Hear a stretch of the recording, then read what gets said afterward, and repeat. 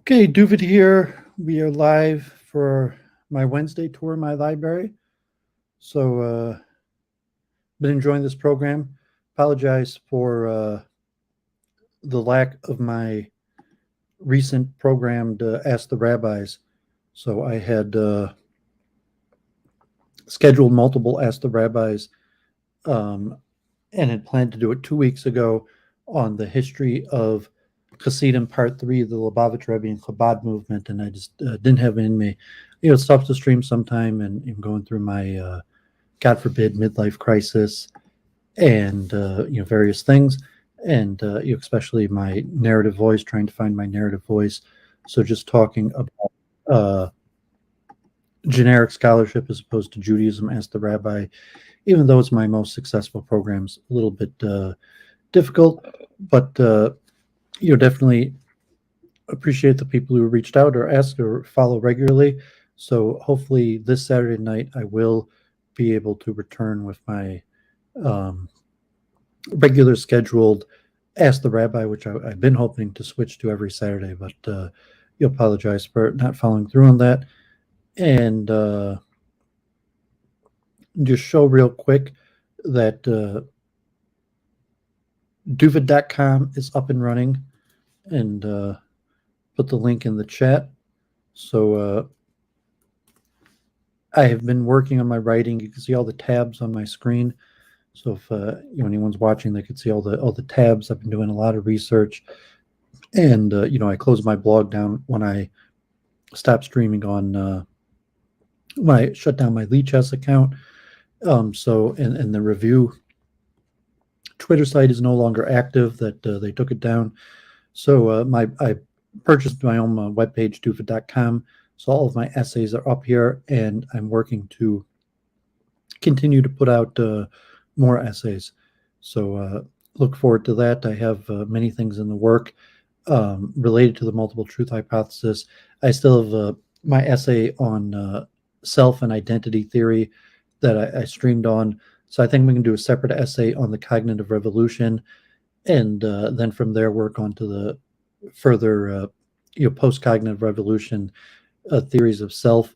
And I've also been starting to do research on panpsychism, dualism, and the scientific revolution in general. So probably not this week, but next week I'll probably release an essay on Galileo, Descartes, and Newton on the creation of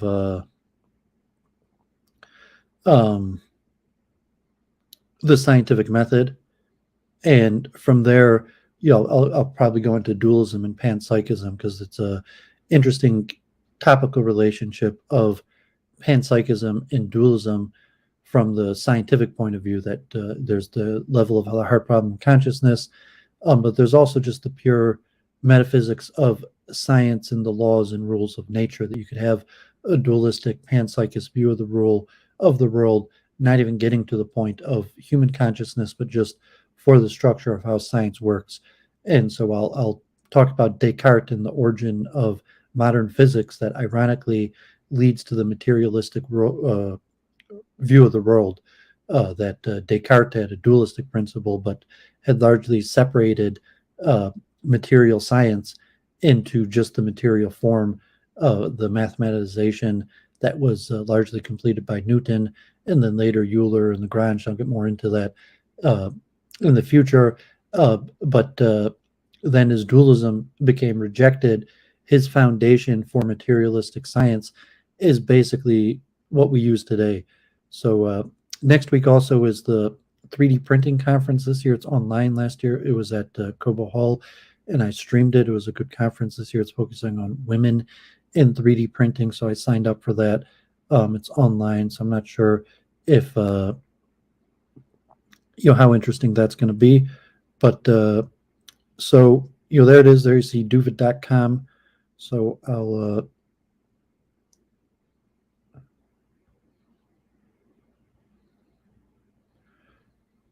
get rid of that. So this week I will be talking about and one also, so I've scheduled out my tour of the library. I think I'm going to add in one more on Gurdjieff and esoteric books, and then I might do another stream just on Gurdjieff, or I might try to tie it in. but it looks like I have like enough for uh, a whole stream on like spiritual esoteric books of various topics separate than Freemasonry.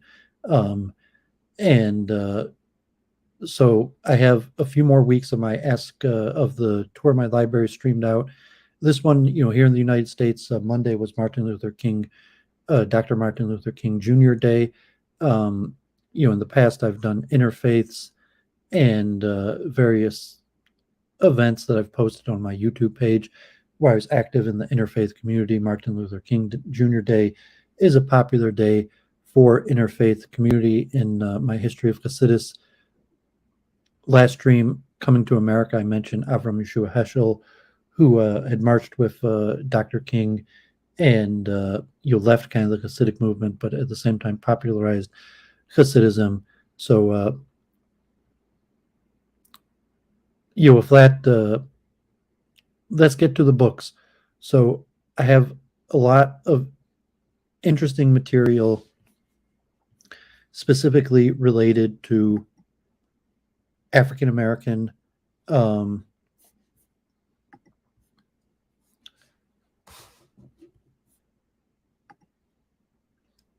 various fields. So there's a whole bunch put together in terms of I decided to do this stream today.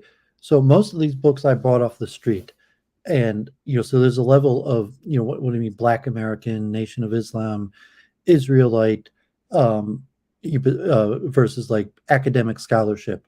So most of the books I'm going to show today, then I have like my Native American stuff. I have a few academic books, but the vast majority of these books are books that I bought off the street in New York City. And I'd mentioned, some of the anti-Semitic literature in the past that I bought off of, or Freemasonic literature that I bought off of mostly African Americans. And but in New York, you have a lot of people that sell books on the street, and a lot of times those are more, say, non-academic or conspiratorial or specific. You have like Lyndon LaRouche, Nation of Islam, Black Israelites, conspiracy, various stuff. Sometimes you have generic booksellers, but usually they have the type books that you don't find in booksellers, and you have a lot of Pan-Africanist, and a lot of these have small publishers. I also got a lot of these books at there used some of them here in Metro Detroit. That there used to be a bookstore in Fairlane Mall, not Fairlane Mall, the old mall on Southfield that closed down, that had specialized in African American books from small time publishers. And then there was one in Brooklyn that I went to also. I used to get quite a few books from. And so it's interesting. I'll talk about that in the nature of academic scholarship versus independent scholarship. So almost all of these books come from independent scholars. A handful of the independent scholars went to universities and are trained in mainstream academic, but have chosen to write books within like a hagiography within a tradition, trying to promote something that wouldn't be within the academic method. So you have critical race study, critical race theory. I wrote my book on critical theory in the Frankfurt School, and you have some of like the modern African studies department, Black studies, feminist studies, historical Black universities and colleges that have a form of scholarship. And then you have I would call them cultic movements, sectarian movements that have their own scholars and authors. And Doooovid grew up in Metro Detroit. I grew up, had always had African American friends. I went to school. Already by the time I was in third grade, I think there was a majority African American. Certainly by the time I got to middle school and high school, before I switched to private school, for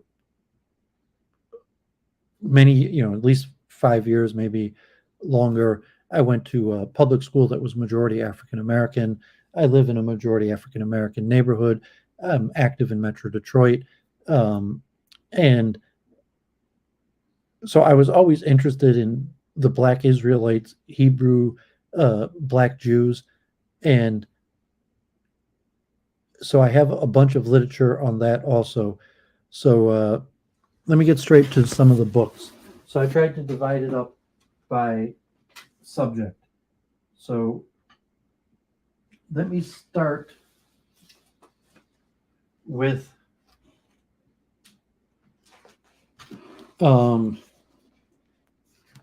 books on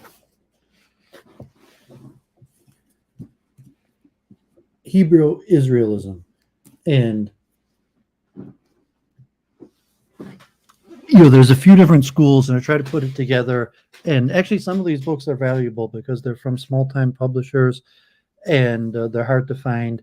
They might have only printed out a few thousand copies of them.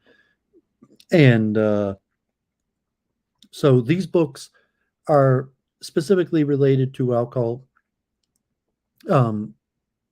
Black Israelism, African Israelism, and the claim that blacks are the real Jews, or that there's an element of Judaism among African Americans. Some of the African Americans that were brought to the Americas as slaves are the biblical Israelites, and the various movements that have been founded on it, including Ethiopia, Jamaica, the Caribbean, and New York, and Pan-African movements. And so I have a whole bunch of literature on the subject. Probably the most famous, actually, when I first started speaking to Dishon, I let him borrow this book. Dishon had been a student of Joseph Ben-Jochannan. I think I might have got this in the bookstore in Brooklyn, or maybe off the street. It's from the Black Classic Press in Baltimore, so it may be a hard book to find. We the Black Jews by Joseph Ben-Jochannan, volumes 1 and 2, who was an academic. I think he may have had a PhD, was a professor of Egyptology at Cornell University, but was popularized as a leader, intellectual leader, international speaker on Black Jews and the scholarship on the origins of people, the migrations of people, slavery, international slavery, the origins of African Americans that came to America. And so this probably maybe the most important book that I have on the collection. And I think he has a whole library. Ben-Jochannan wrote a whole bunch of books. This is the only one that I have. I wouldn't mind researching it a little bit more. Sometimes like the Israelites could be somewhat unfriendly, or argumentative, or find it they don't necessarily like a white Jew or non-African Jew heavily researching their material, because it's saying that the material is not necessarily put out there just academically for anybody that's interested. Generally, it's put out for followers of their own movement and has a certain hagiography for actually Israelites. And I'm not, Ben-Jochannan lived a long time. I said Dishon knew him, traveled with him. But as I say, like, there's certain hagiography to it where they follow their own movement, and they don't necessarily promote, like, Doooovid reading their books. Hey, Jenny Simon, been a while, haven't seen you around. So I'm going to show some more books on it. Yeah, I mean, it's a real thing. I mean, the question, if you're going to talk about the origins, is the claim real that they're actually descended from, Jacob and the patriarchs, or King Solomon? And, even for Jews, that's disputed. Like, even most Israeli scholars dispute the origin of, the historical origin or the accuracy of the Bible. And, saying among academics in Israel, say the majority don't even hold that the stories of the Bible or the prophets even necessarily existed. But, barring that, to say that there's some sort of migration pattern from the ancient Israelites to sections of Africa, or a later period, or the opposite, that to say Judaism. So there's a few different schools. One is to say that the Bible that we have today has been corrupted, and the story of Abraham coming from the Middle East is inaccurate, and really they came from Egypt and Africa in the first place, and the Jews are a tribe from Africa, and the black Israelites would have some sort of common descent. Another is a claim that Africans were actually in Iraq at the time, or there was a different globalism. I mean, it's pretty complicated, the history. From like a mainstream modern scholarship, there's very little evidence that there's a plausibility that it's possible, but it's saying of direct evidence in the way of an unbroken chain or transmission from any of the black Israelites in the way that you have from Ashkenazic and Sephardi Jews, like, I've showed in my other streams. Generally you could trace the origin of modern day Ashkenazic Sephardic Jewry, Mizrahi Jewry from the time of the Second Temple till today. I mean, there might be conversions or intermarriage or a question of blood quantas that most Jews today have, like genetic studies have a certain amount of Semitic origin that might be less than half, but we have a historical record from the time of the Second Temple through the travels to your modern day Jewish communities, and then you have the genetic communities that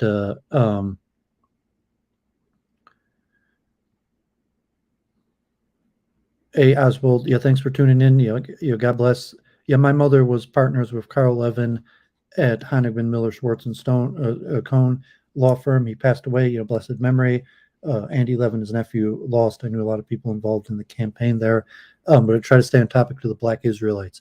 So the claim of, then there's the separate claim of the religion, to say, the claim of black Israelites, not necessarily that you could have a direct blood relations and demonstrate that the person's father, parents going back, to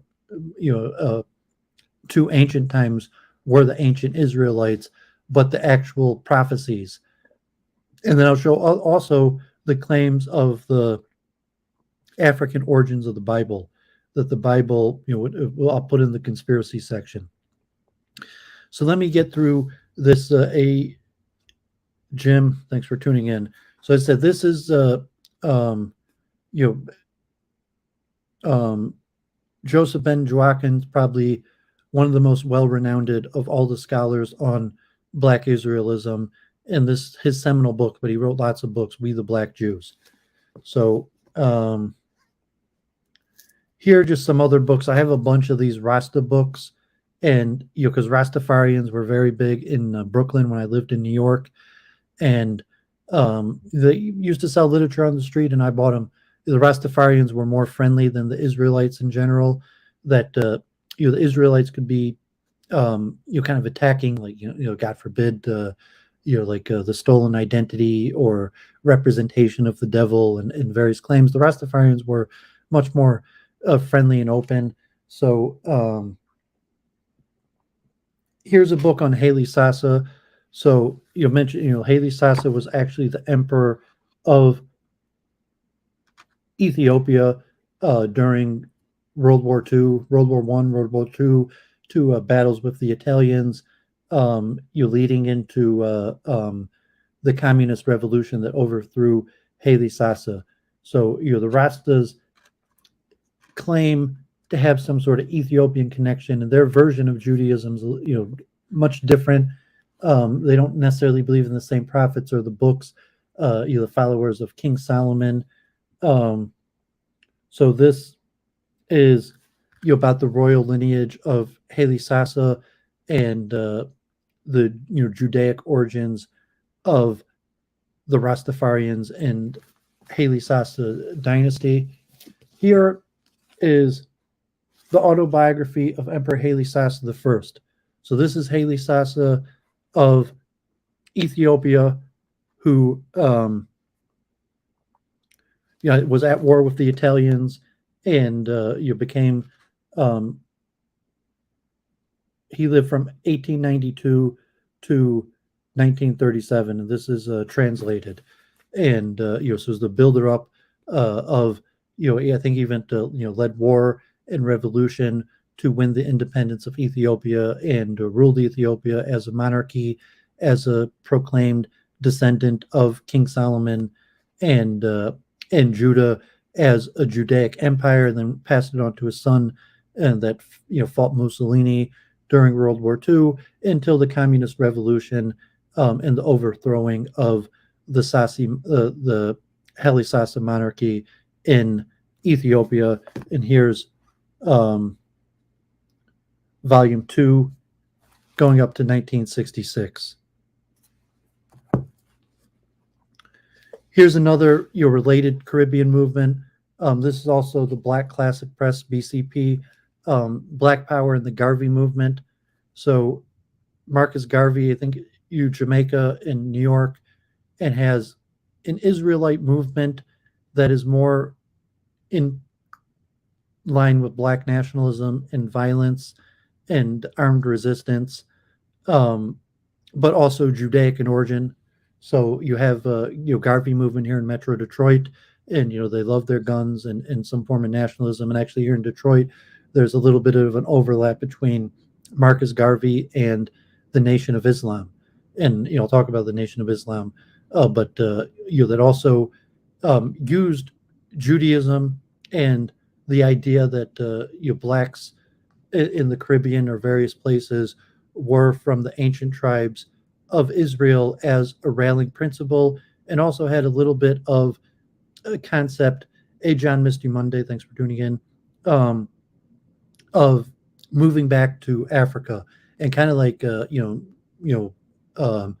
normative Judaism next year in Jerusalem, where there was a movement for Marcus Garvey actually to return to Africa, but it was more about remaining in America and having a nationalistic movement. And Garvey, most of these books I bought in New York, where Garvey is still relatively popular. I think Garvey is probably popular all over America and the Caribbean, and usually for some sort of nationalistic, sometimes separatist movement.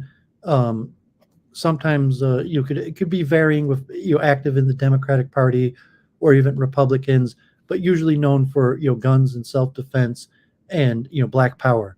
So important literature. I think you have more stuff on Marcus Garvey. This is an interesting book, The Queen of Sheba and Her Only Son Menelek, also known as Kebra Nagast, The Glory of the Kings. So this is an early Ethiopic text about King Solomon and Sheba and their descendants, and the kingdom leading to Haile Selassie, the claim that Queen of Sheba, who's mentioned in the Bible, the modern version, and was one of the wives of King Solomon, and that she had children that became the monarchy of even the modern day. I believe Haile Selassie claimed ascendancy, and story of the continuation of the Solomonic dynasty through Ethiopia.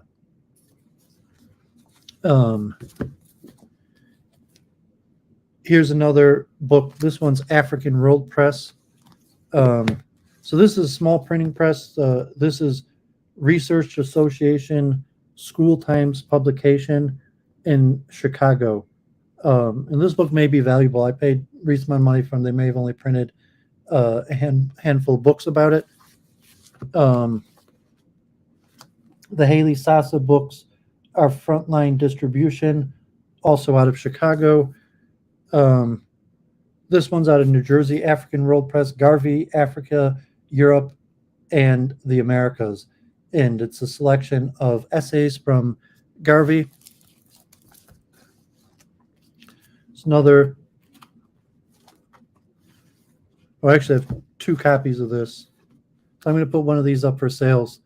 I actually have 2 copies of this book. So I'm going to put one of these books up for sale. Don't need 2 of them. This one's from the same publisher, A&B Publishers. So the bookstore in Brooklyn was A&B Books. So this one, A&B Publishers, I'm not sure if they're still around, but there used to be a bookstore in Brooklyn where I bought a lot of these books, and it was called A&B Books, and they had their own publishing house. So this is Ethiopian Sovereignty, African Nationhood, Voices from the Ethiopian Diaspora Call. And it's Judaic. The organizing principle is Judaic in the belief in Jah, or the God of the Bible, King Solomon, in biblical legends.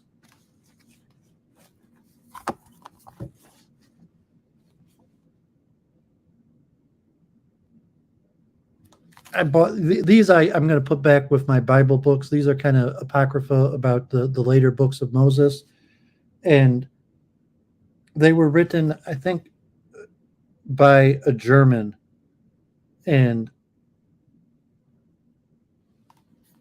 but I bought them in the African bookstore, and they have a lot of apocryphal literature, because it said a lot of the Ethiopian Rastafarian Black Israelites believed, kind of like Muslims, that the current version of the Bible is been corrupted and not the accurate record, and that they have access to the accurate record. And I'll show some more books on that.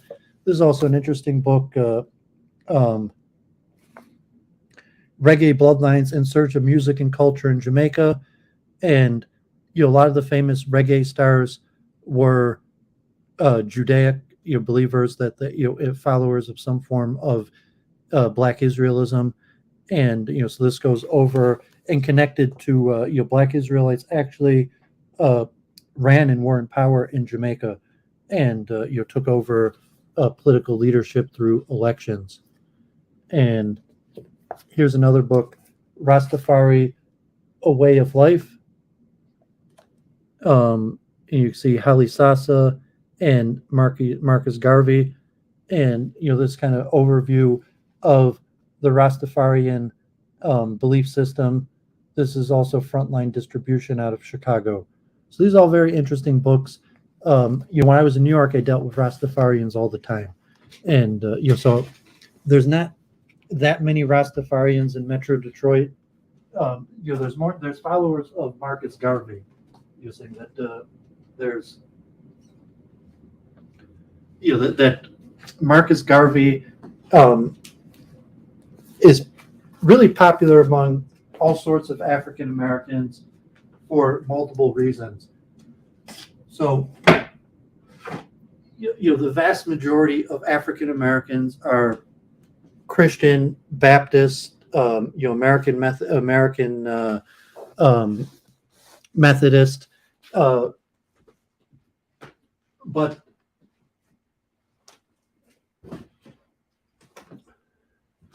Marcus Garvey is respected and has movement and followers among all African American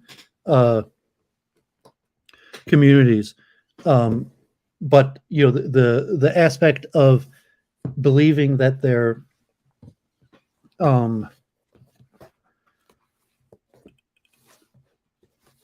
the ancient Israelites is limited. I'm saying the vast. Israelites also tend to believe in Jesus Christ. A lot of Rastafarians, a lot of Ethiopian Jews in Israel also have Jesus in the pantheon, which generally Jews have no special status for Jesus. The last few years I stopped buying books, so I'm reading most of my books online. So a lot of these books said, like, I bought these books actually on the street in Brooklyn or stores years ago. I still buy a handful of books. My dad started giving me books. I'm organizing my dad's library, and he just has so many books, literally well over 10,000 books. And most of the books I'm reading now, I just read online. But these books were fundamental in the making of Doooovid. And I said most of these books on African American culture, Rastafarian Israelism, I had read in New York, and I dealt with it's not as popular. He's saying there are Israelites in Detroit, but New York is a much more multicultural place, and Christianity dominates African Americans in general all across America, especially in well-established communities like in Detroit. Um, you know, there's some atheism, but Christianity is like 90% of African Americans are Christian, and as opposed to New York City, where you actually have a large Rastafarian community that ironically is right next to Crown Heights. In Crown Heights, you're right where the Caribbeans live, right by the Lubavitch, and all over New York City in parks you see Rastafarians, and smoking marijuana, or Washington Square Park, and also with book stands. So you don't really see that in Detroit. Maybe in Chicago or certain places you also have a large Rastafarian community, and also Christianity is much more dominant. So New York City, where you have more African migrants, more multiculturalism, you have a more diversity of opinions among African Americans, as opposed to Detroit, where just Christianity dominates. So these books focus more on Christianity and the origins of the Bible. So here is the Black Biblical Heritage, and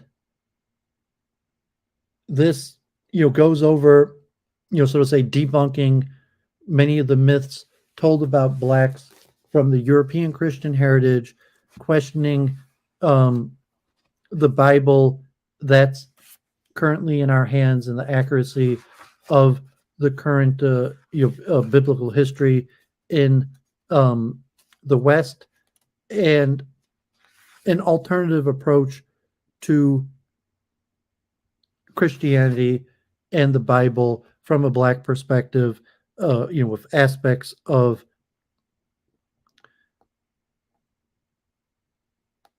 the African origins of the Bible. So there's a few different schools.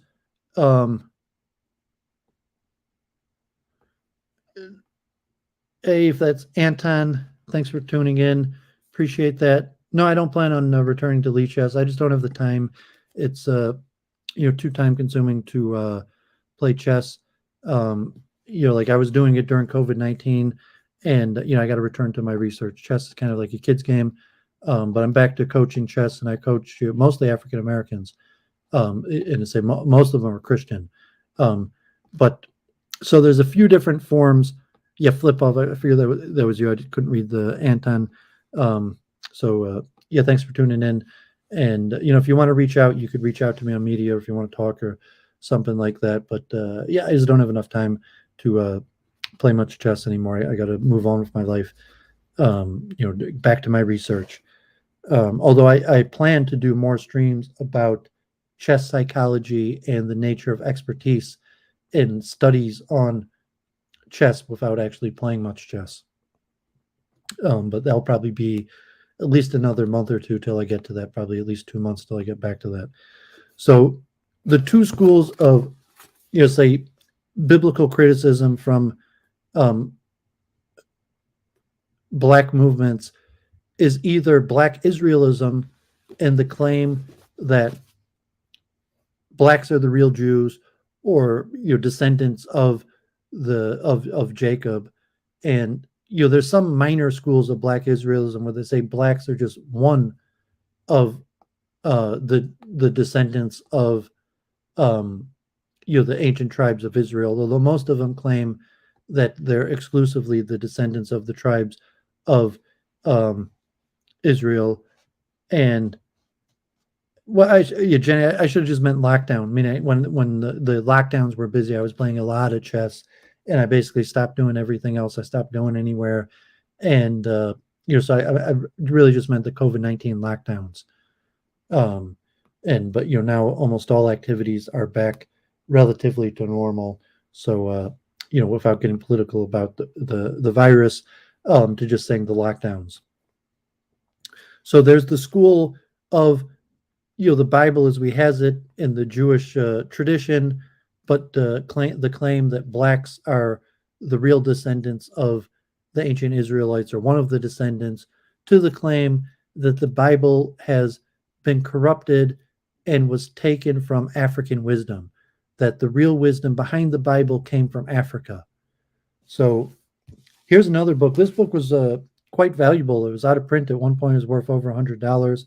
I think I bought it probably like $20, $30. It's actually a pretty academic book written by PhD who from West Africa, the Africans who wrote the Bible, Ancient Secrets Africa and Christianity Have Never Told by Nana Blanche Darkwa. And this is a pretty popular book. A lot of scholarship about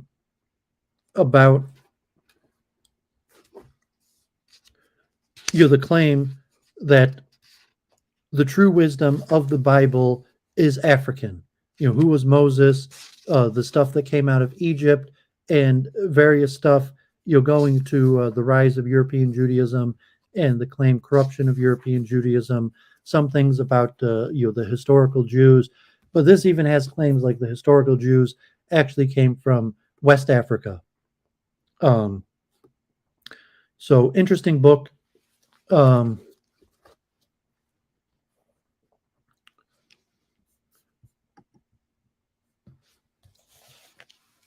Another one, God, the Bible, and Black Man's Destiny by Ishkwakamuksha Barashango, A Treasury of Biblical, Historical, and Scientific Facts, which is somewhat like a combination of Egyptology and Biblicism, and of many of the claims together about the true origins of the Bible, the biblical wisdom, the origin and ethnicity, identity of the Hebrew prophets. And here I'd show this. I had this with my Judaic section, but I put it in my African American section, Chosen People of the Rise of American Black Israelite Religions. And this is an Oxford academic book. Here, actually, is another Joseph Ben-Jochannan book, just a pamphlet, a chronology of the Bible that has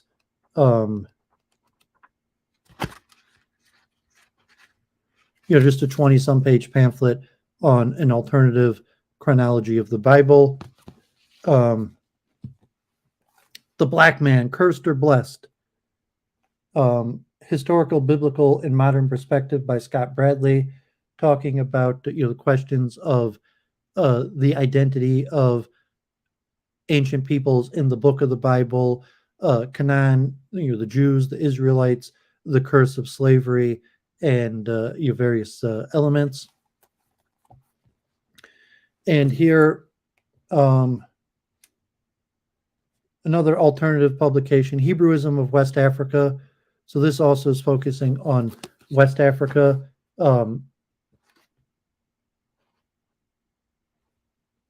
And covering a lot of different nations and tribes and possible Judaic origins or Hebraism, various practices, resemblance, along demographic survey of many cultures. Okay, so that is my Black Israelite books. So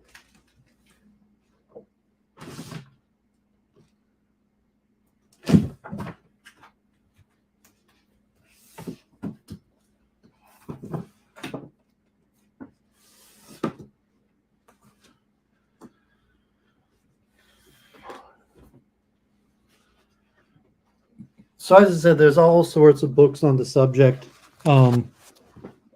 There's various theories, and so that those are the ones I had on what I'll call Black Israelism. Most of those I got in New York. These also, I almost got all of these books in New York, and I'll call these conspiracy books. That these books are.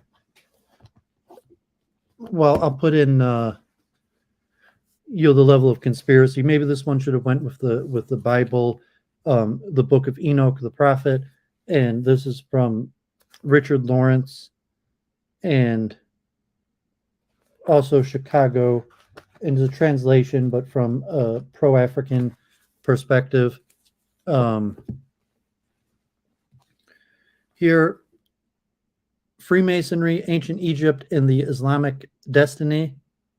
So this one's actually an Islamic book, in talking about the Egyptian origins of Freemasonry. I did my books on Freemasonry, but this is talking about the contributions of Africa to the West, mainly through Freemasonry.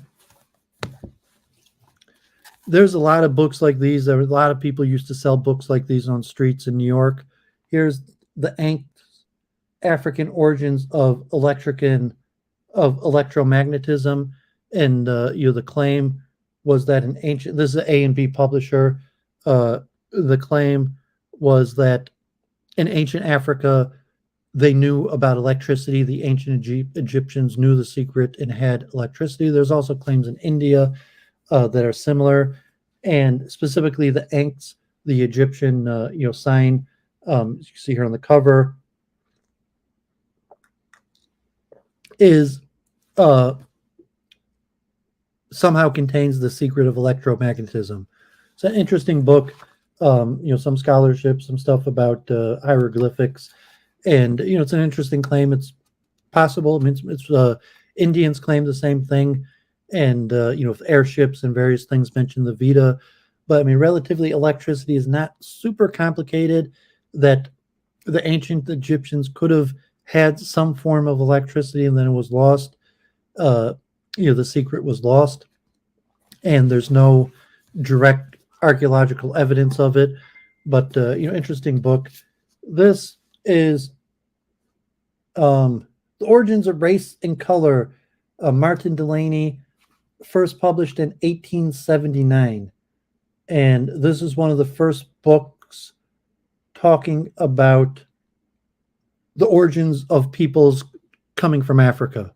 So later Darwin, it became an accepted theory among basically everybody that among evolutionists, that culture arised from the later discoveries of archaeology and human origins according to evolution. But this book was written, which also becomes one of the theories of various types of Pan-Africanism, but just saying culture and the origins of humanity and civilization arose from Africa. So this was an early academic in 1879, one of the first books on the subject. It's another interesting book, 100 Amazing Facts About the Negro with Complete Proof. And it says a lot of pictures, talks about origins, some of them conspiratorial, some of them just great accomplishments of various blacks and Negroes over the years. Here's another A&B book, The Two Babylons, the Papa Worship, the Worship of Nimrod and his Wife. So this is kind of a conspiratorial book within some forms of like Black Israelism or Pan-Africanism of, like this is Babylon. Used to like Wydlove Yitzhak Jordan, African-American convert to Orthodox Judaism, used to rap, and he used to have a song, This is Babylon. So it is a theoretical understanding of the modern Western world is actually a continuation of Babylon. Another similar book, Tower of Babel, claiming that the afflictions of the modern world are remnant of ancient Babylonian culture. These are interesting books. I used to enjoy these books. This Lucena books, 500 Years of European Behavior, Its Effect on Africa and African People. that just talks about the strategy that the blue-eyed man used to conquer and destroy the black man, and talking about drugs and weapons and religion, and actually a very good, call it conspiratorial book about the tools and tricks of the blue-eyed man to hold the black man down, and but pretty well scholarly, researched. The New World Order, economics, religion, drugs, various historical 500-year history. Stolen legacy. The Greek philosophy is stolen Egyptian philosophy. So these are also popular series of books. This is KH Publishers. And the claim is that the glory of the Greeks was taken from the Egyptians. And, there's some reasonable trace evidence, certainly in terms of the deities. There's a lot of scholarship that, the Greek deities come from the Egyptian pantheon. And then the question of philosophy and the sciences to claim also, stolen legacy, that the glory of the Greeks is really the glory of Egypt. It's another one, The Historical Origin of Christianity, by Walter Williams.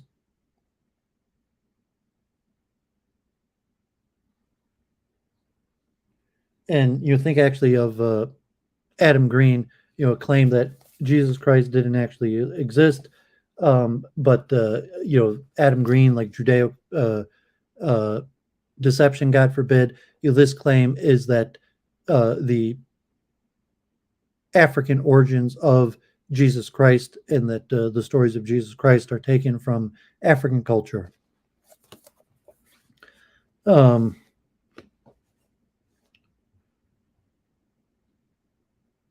This was another, you see, this is a pretty popular book, another Cage books, The Miseducation of the Negro by Carter Woodson. When you control a man's thinking, you do not have to worry about his actions. And you're talking about, God forbid, the purposeful miseducation of the American Negro in order to keep people in line and in control. And, Dr. Carter Woodson passed away in 1950, and actually a very good book, a lot of interesting things, and, just talking about the nature of control and purposeful misinformation. This is also a very famous pamphlet, and the claim is that this is not actually accurate. That the origins, the Willie Lynch letter, and the making of a slave, and Willie Lynch. They say lynching. That the term lynching, some say, comes to this man Willie Lynch.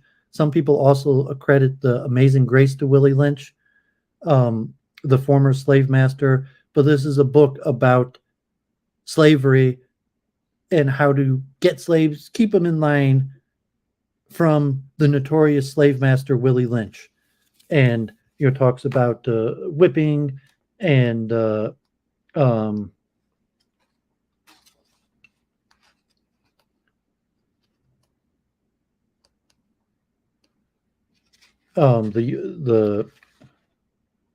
breaking of women. God forbid, actually, quite graphic, horrible stuff in it.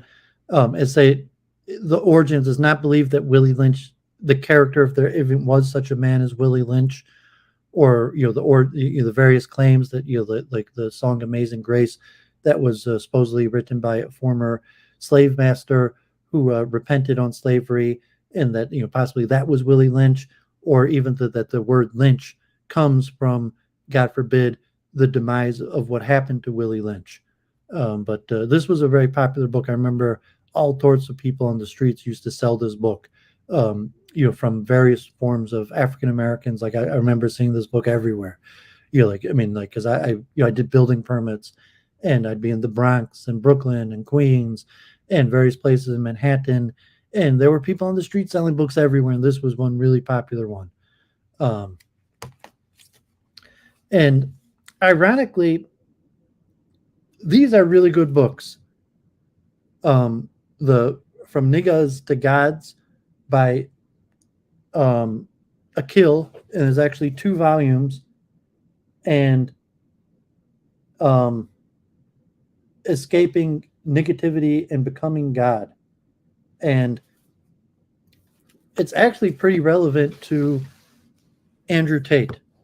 So, like, these are publisher. This, I guess, Akil is I don't know the publisher. So I got this on, like, the 9th printing, Nia Communications in Georgia. And it talks about, like, pimping and picking up women. And so, the first part talks about oppression, Christianity, slavery, the downfall of the black man, and spiritual ideas. And this one's kind of from the reverse, God forbid, from gods to niggas. And the second one is the rise, the back to returning from negativity to becoming God. And they're actually fascinating books. And I remember reading these, and a lot of stuff talking about various principles, spiritual principles, getting ahead, and some connection. Like these books are really all over the place, and this kind of also like the Pan-Africanism of hard to put in place, but these are actually very interesting books.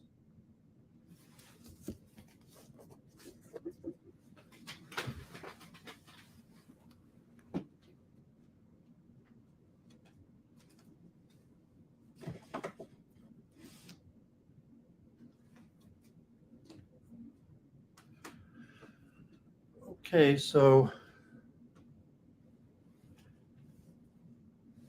here is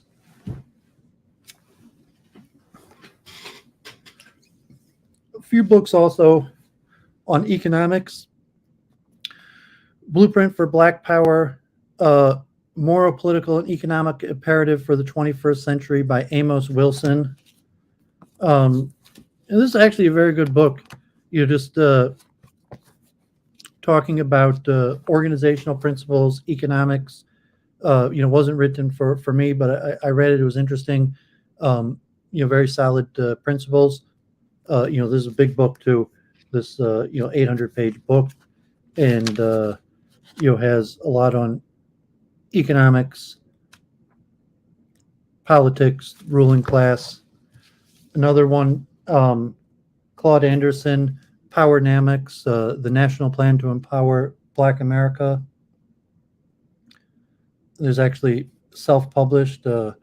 So, as I said, these are academic books, written specifically, by blacks, for self-empowerment. This one is also interesting. I mean, this one I read over a decade ago. You could see Dollar Crisis, the Collapse of Society, and the Redemption Through Ancient Egyptian Fiscal and Monetary Policy by Matal Ashri. Interesting take, some interesting stuff.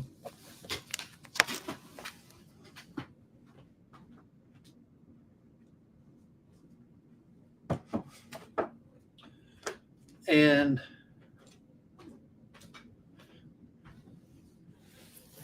last but not least,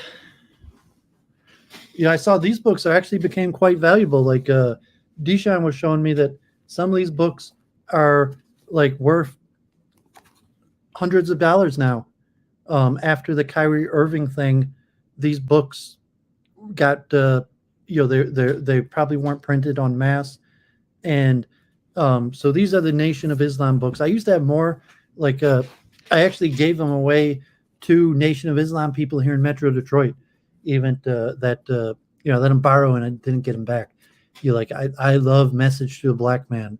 The Elijah Muhammad's book, Message to a Black Man, was an extremely good book. And they had another book on time. I had multiple books from the Honorable Elijah Muhammad, but I lent those out and didn't get them back. So, but here's the Nation of Islam famous book, The Secret Relation Between Blacks and Jews, Volume 1, focusing on the Jewish role in slavery. And it's extremely well documented. And here's an addendum to the book: auction sales, Jews selling blacks, slave sale, advertising by American Jews.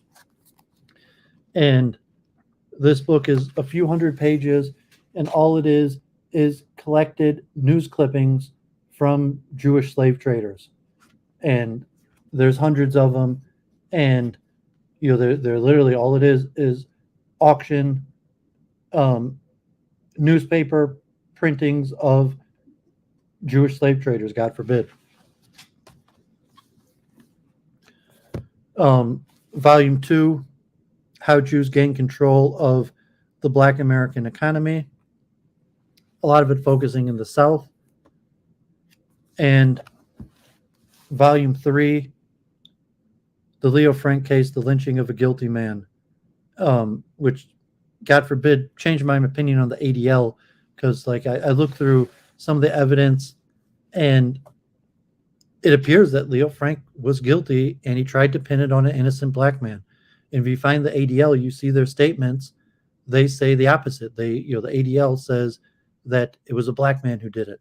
And you see the evidence, like Leo Frank uses the N-word again and again in court to the police.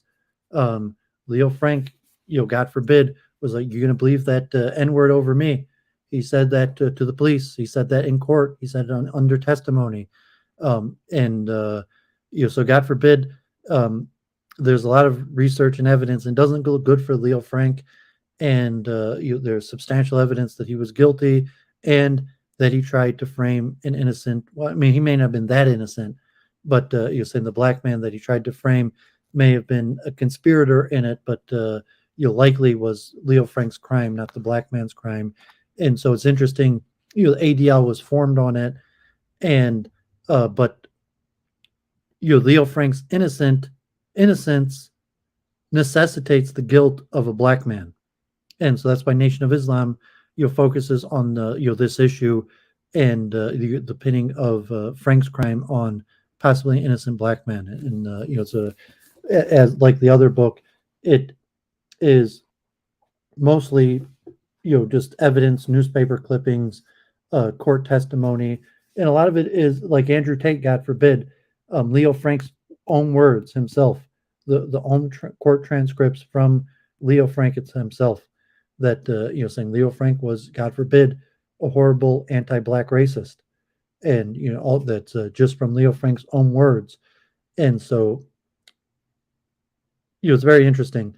And so these Nation of Islam books, I had more of them, and I gave them away, and or let them borrow, didn't get them back. But actually, they have pretty good books, the Nation of Islam. Here's an academic book, Dennis Walker, Islam and the Search for African American Nationhood, Elijah Muhammad, Louis Farrakhan, and the Nation of Islam, about the rise of the Nation of Islam in America, historical overview.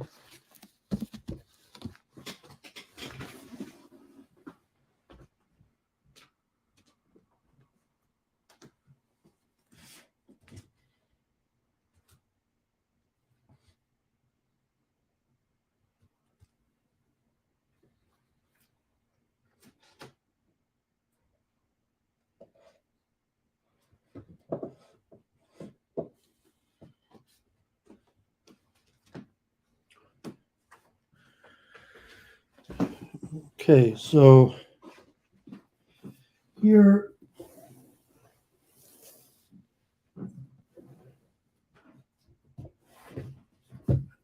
Finish my African section, then I'm going to move on to Native American stuff.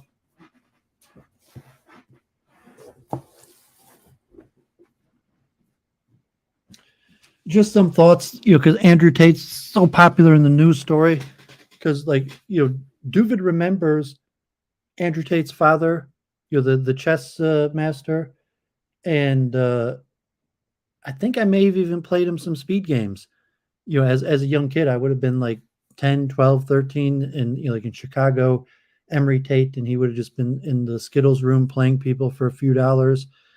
He would have beat me easily, especially when I was that young, but probably even now. And but I haven't listened to, obviously he's one of the most famous people in the world right now, and accused of horrible crimes, possibly, God forbid. But well, Andrew Tate's father was significantly better than me at chess. Doooovid is probably better than Andrew Tate at chess.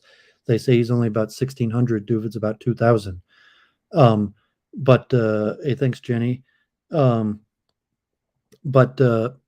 you'll say that some of Andrew Tate's stuff is probably based on Pan-Africanism, and think that Emory Tate,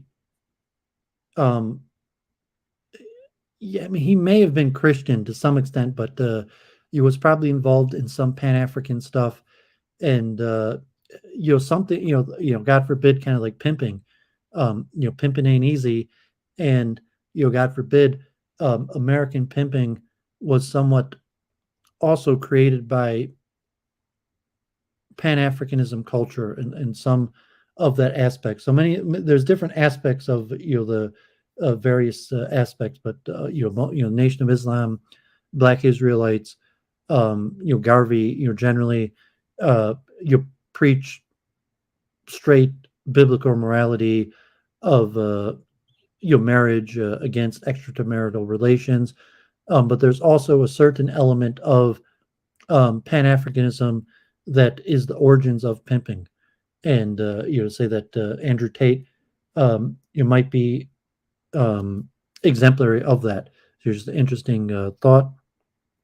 I have some stuff on tarot cards. I've read some stuff on that, but it's interesting also that you have tarot, card readers are kind of everywhere, all over the place, but not too much in. So here's some stuff on Egypt. This also by Ashby. I had another book by him, Meditation, the Ancient Egyptian Path to Enlightenment, Discover the Science of Self-Mastery and Immortality. So this is a modern attempt at the revival of Egyptian religion and meditative practice that theoretically is based on ancient Egyptian culture. So among certain elements of Pan-Africanism is the attempt to revive ancient Egyptian religions and into a modern day religion. And so, one of those is, the most famous, the Egyptian Book of the Dead, the papyrus of Ani.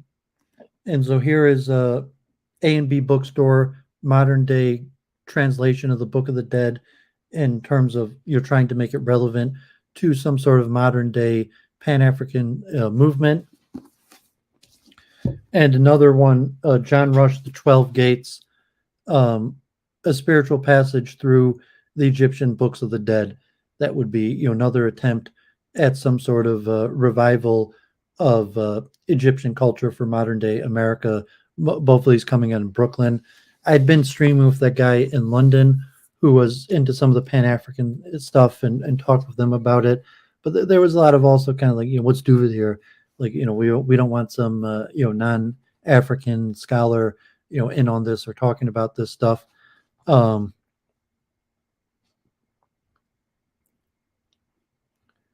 It's unclear whether Emory Tate was involved with the CIA. He was in the Marines. I guess he was known as a womanizer, at chess tournaments. His role in the CIA I don't think it's been clearly revealed that he was definitely like a former Air Force. Whether he was involved with the CIA or not is hasn't been exactly clarified. In whether Andrew Tate has some sort of involvement in CIA activity. I mean, CIA would generally be carrying out assassinations or trying to topple foreign governments. I mean, it's possible, God forbid, sex tourism in the Eastern Bloc. But I'll save that for maybe after I finish my books if people want to talk more about it or even someone want to hop on. Well, there are not that many women at chess, but I was saying that most chess players are kind of like geeks. So like, wouldn't be thinking, let's play a game of chess and then afterwards try to pick up on some women. So, Emory Tate, somewhat in African-American culture, the kind of like cold calling of you're just like hitting on, trying to pick up women on the street. I mean, anyone could do that, but I think it's, certainly is probably most popular in urban areas amongst African Americans.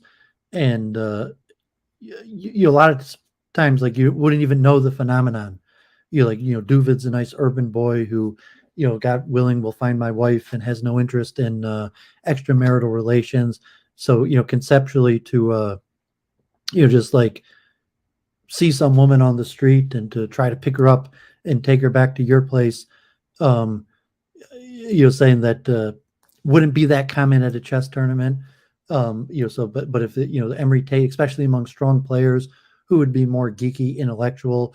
So if Emory Tate maybe, broke the mold of, someone that would be exceptionally strong at chess and then be like, let's go pick up on some women, like opposed to Doooovid, like, let's go study math, let's go read some books or wouldn't, play some video games. That the concept of after winning a chess tournament that you would you want to go pick up on some women, but I mean it's not exclusive or unique to African American culture, but you're saying it's more common among African American chess players than maybe like your suburban type, but even Tim Grayev and international, there could be all sorts of people that fall into that mold, but. So to say the chess hustler, that chess is a gambling game, and the Skittles room in terms of gambling on the side and chess, and chess as a form of a hustle. So these are academic books, African American academic books. Here's very famous. The Soul of Black Folks, W.D. Du Bois. And actually, in his first edition, he had some anti-Semitic stuff, and then it was revised. This one has a foreword by Henry Louis Gates, and I actually have another copy of this somewhere else also. Probably one of the more famous books.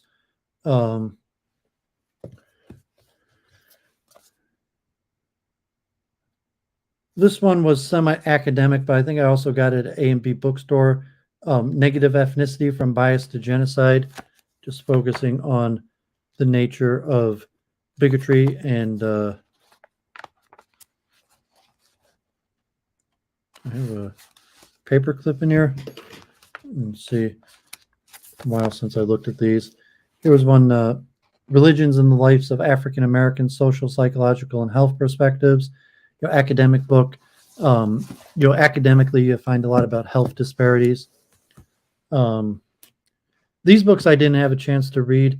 I think I got some of these I got at Shaman Drums. I've talked about many times, the book in University of Michigan that went out of business. Art Education in African American Culture by Marianne Myers.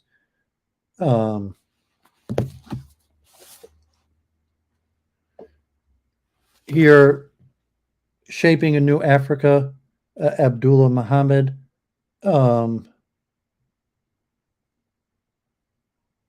About politics moving forward for modern Africa. If you see if Lipton Matthews is still around, maybe I should reach out to Lipton Matthews and see if he wants to talk again. So he's still streaming and active.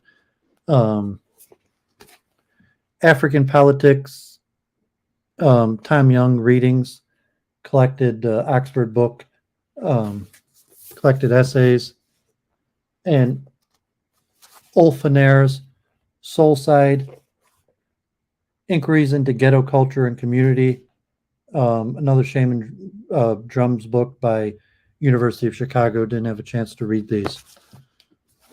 So that concludes, I think I have some more books in different places. That concludes Doooovid's African American section.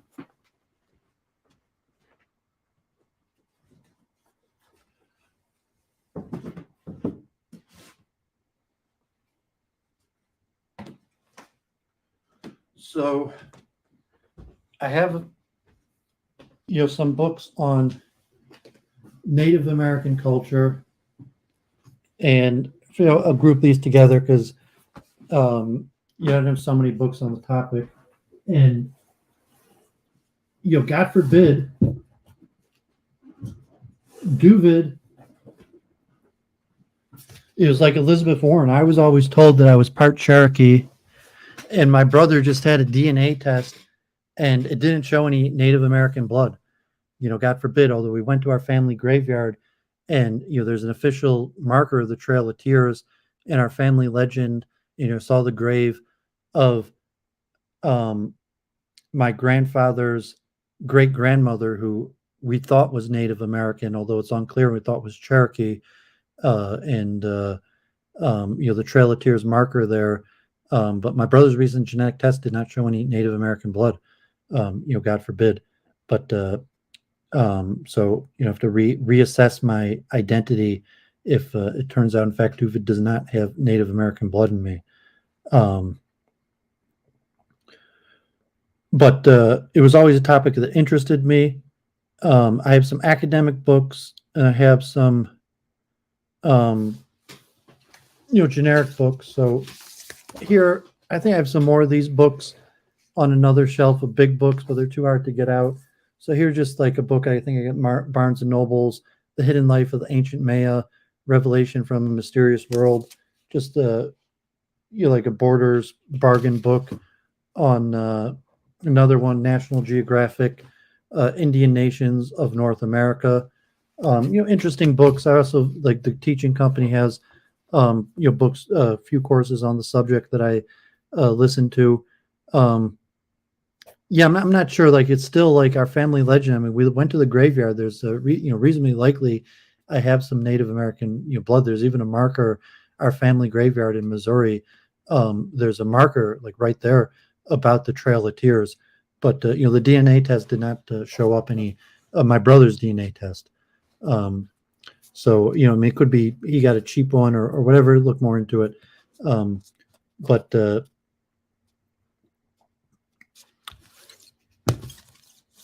I had a real interest in. Oh, so here's like a text. Here's a famous Mayan text, the Popol Vuh, the definitive edition of the Mayan Book of the Dawn and Life of the Glories of the Gods of the Kingdom.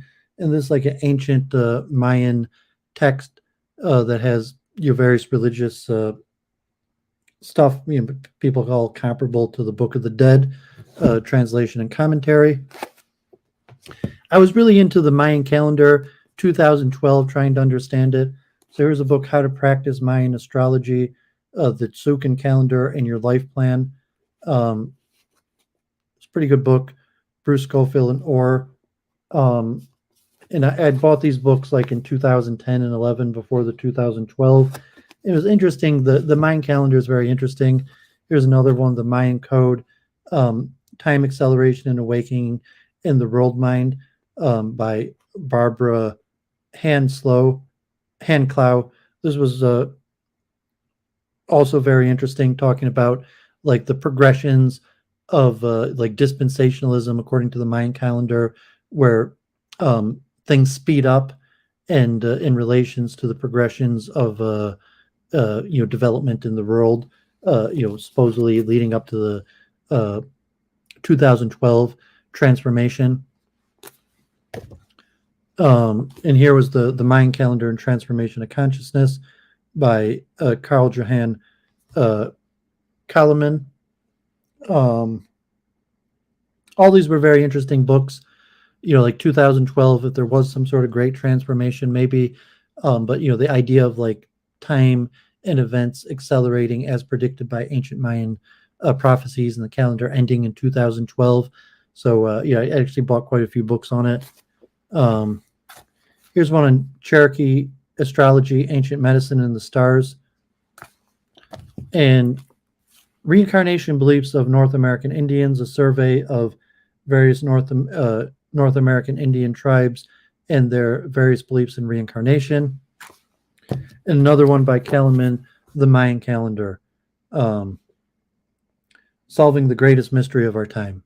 And all these Mayan books were interesting, but so the calendar kind of came and went in 2012, and I don't know, I lost interest, but even the hypothetical concept of time accelerating to some sort of point in 2012, you could even like multiple truth hypothesis and say that there has been some sort of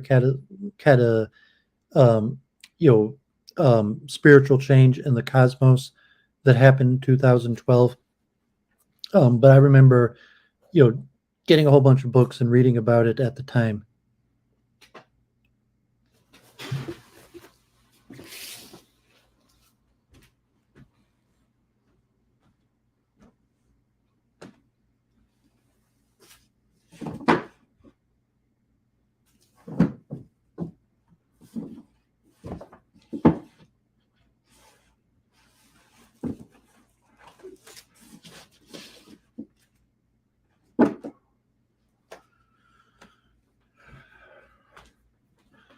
And some more books on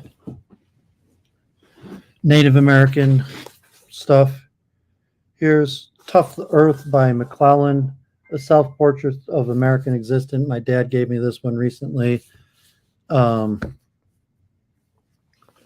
These also my dad gave me. These are actually autographed. I'm not sure where my dad got these. This Dr. A.C. Ross, Enamandi, as you see, autographed. I'm not sure if my dad got these autographed in person or he bought them autographed. But popular Native American author, former U.S. Army veteran. Here, We Are All Related, America Before Columbus, based on the oral history of 33 tribes. Conceptually about different spiritualism. And this one was actually pretty interesting. I also spent a lot of time researching Crazy Horse, and so the hero, a comparison of Chief Crazy Horse and Field Marshal Rommel, and interesting comparison of leadership, strategy, tactics, life vision of Rommel and Crazy Horse. My dad had this autographed copy.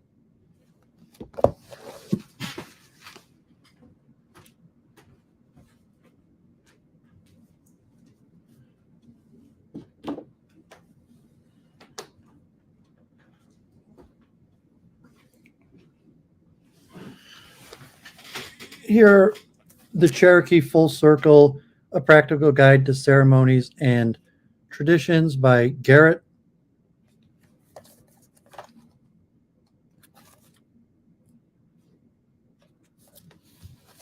And the Dream Seekers, Native American Visionary Traditions in the Great Plains. Trail of Tears, The Rise and Fall of Cherokee Nation by John Ellie.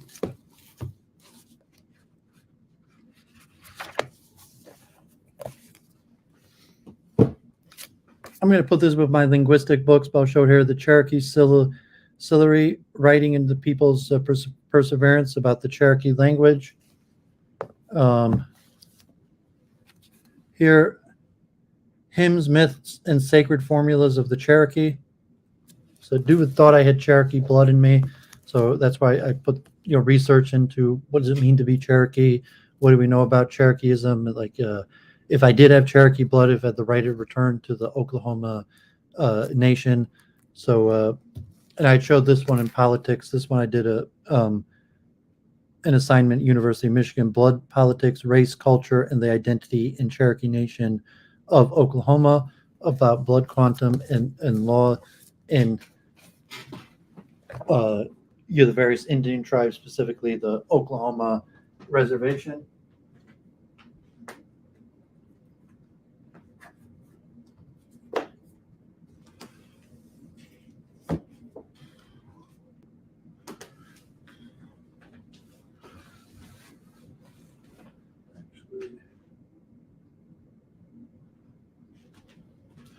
Okay, so that concludes today's books.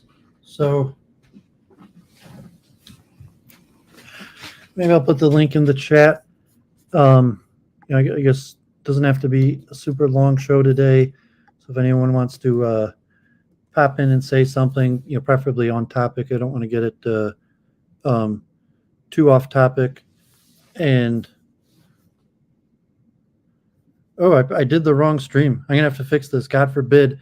I titled this. I messed it up. I did my books on Michigan and Detroit, and it was supposed to be my. So I'm gonna edit this now. So I just noticed that. I don't know how I did that. God forbid. I made the mistake. So I'm going to just fix what I did. And today was supposed to be my stream on African, Black, and Native American books, and somehow I did the wrong stream. So I think I changed that. So I changed the title, and hopefully there be no confusion there. And yes, I might just wrap up. And so it's interesting thinking about this topic. I haven't really read too many of these books on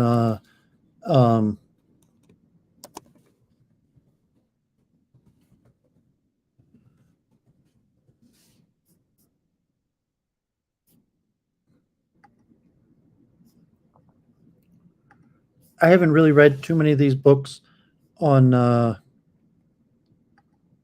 African American culture for a few years.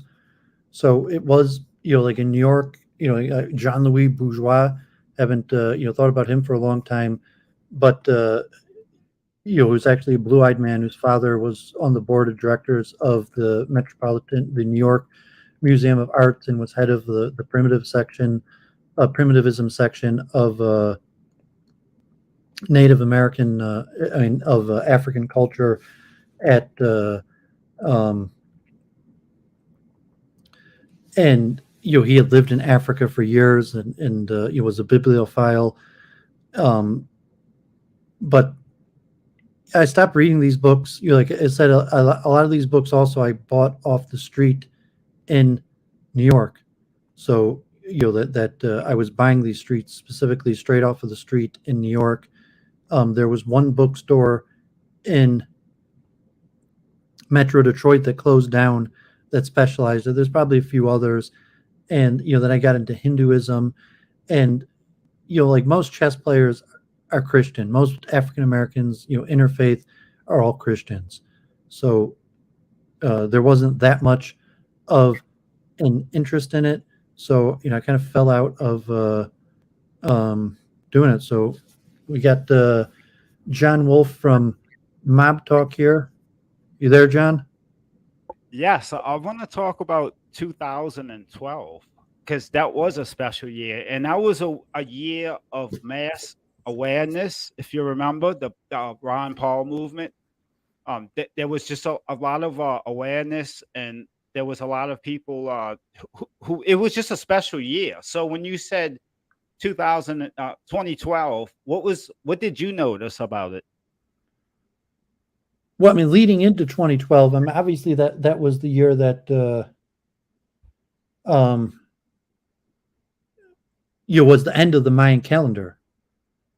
So, and from the perspective that I was talking about, that there was, I mean, do you remember that aspect? Do you remember people talking about the end of the Mayan calendar? Yes, I remember that. But there was also another like mass awakening kind of happening, and most of those people joined the Ron Paul movement, and it was just it was just to come out of nowhere. Yeah, I don't know if that's the year the Tea Party started or like Obama, versus McCain.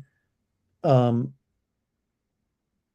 but no, I think I mean, you have to think much more significant. I mean that the Mayan calendar ended, and there were claims that it was going to be like the end of the road. I mean, not like Ron Paul coming out or something. Like it was supposed to be cataclysmic, or I mean, there were different understandings from the scholars of the Mayan religion or the spiritualists who thought there was some sort of significance. So you actually have like people who still follow the Mayan religion today or descendants of Mayans, like whatever modern Mayanism is, versus pan spiritualist who thought there was significance to the calendar, and then the various meanings of it, to the level of it could be like the end of the world, not just like end the Fed or Ron Paul or libertarianism, but an actually ending of the world to some sort of complete change in the nature of humanity.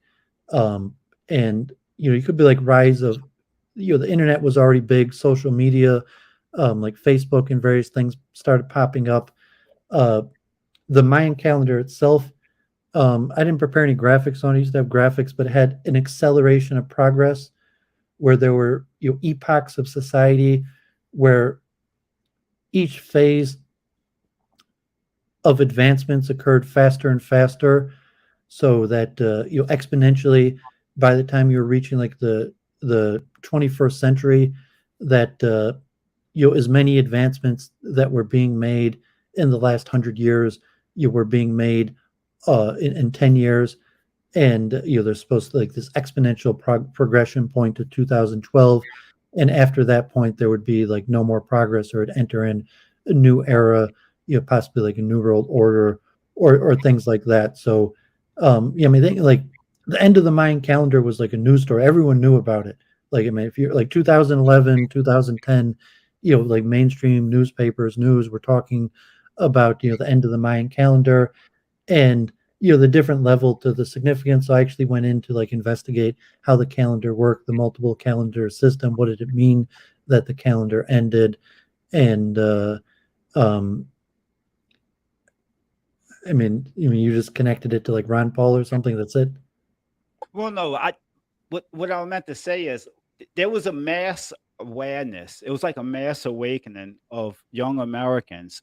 Most of those people ended up in the Ron Paul movement, but I just remember that there was just a mass. It was different from the 2008 election. You don't have to hold your mic. Those mics Or have high pickup. It makes no difference if you hold it.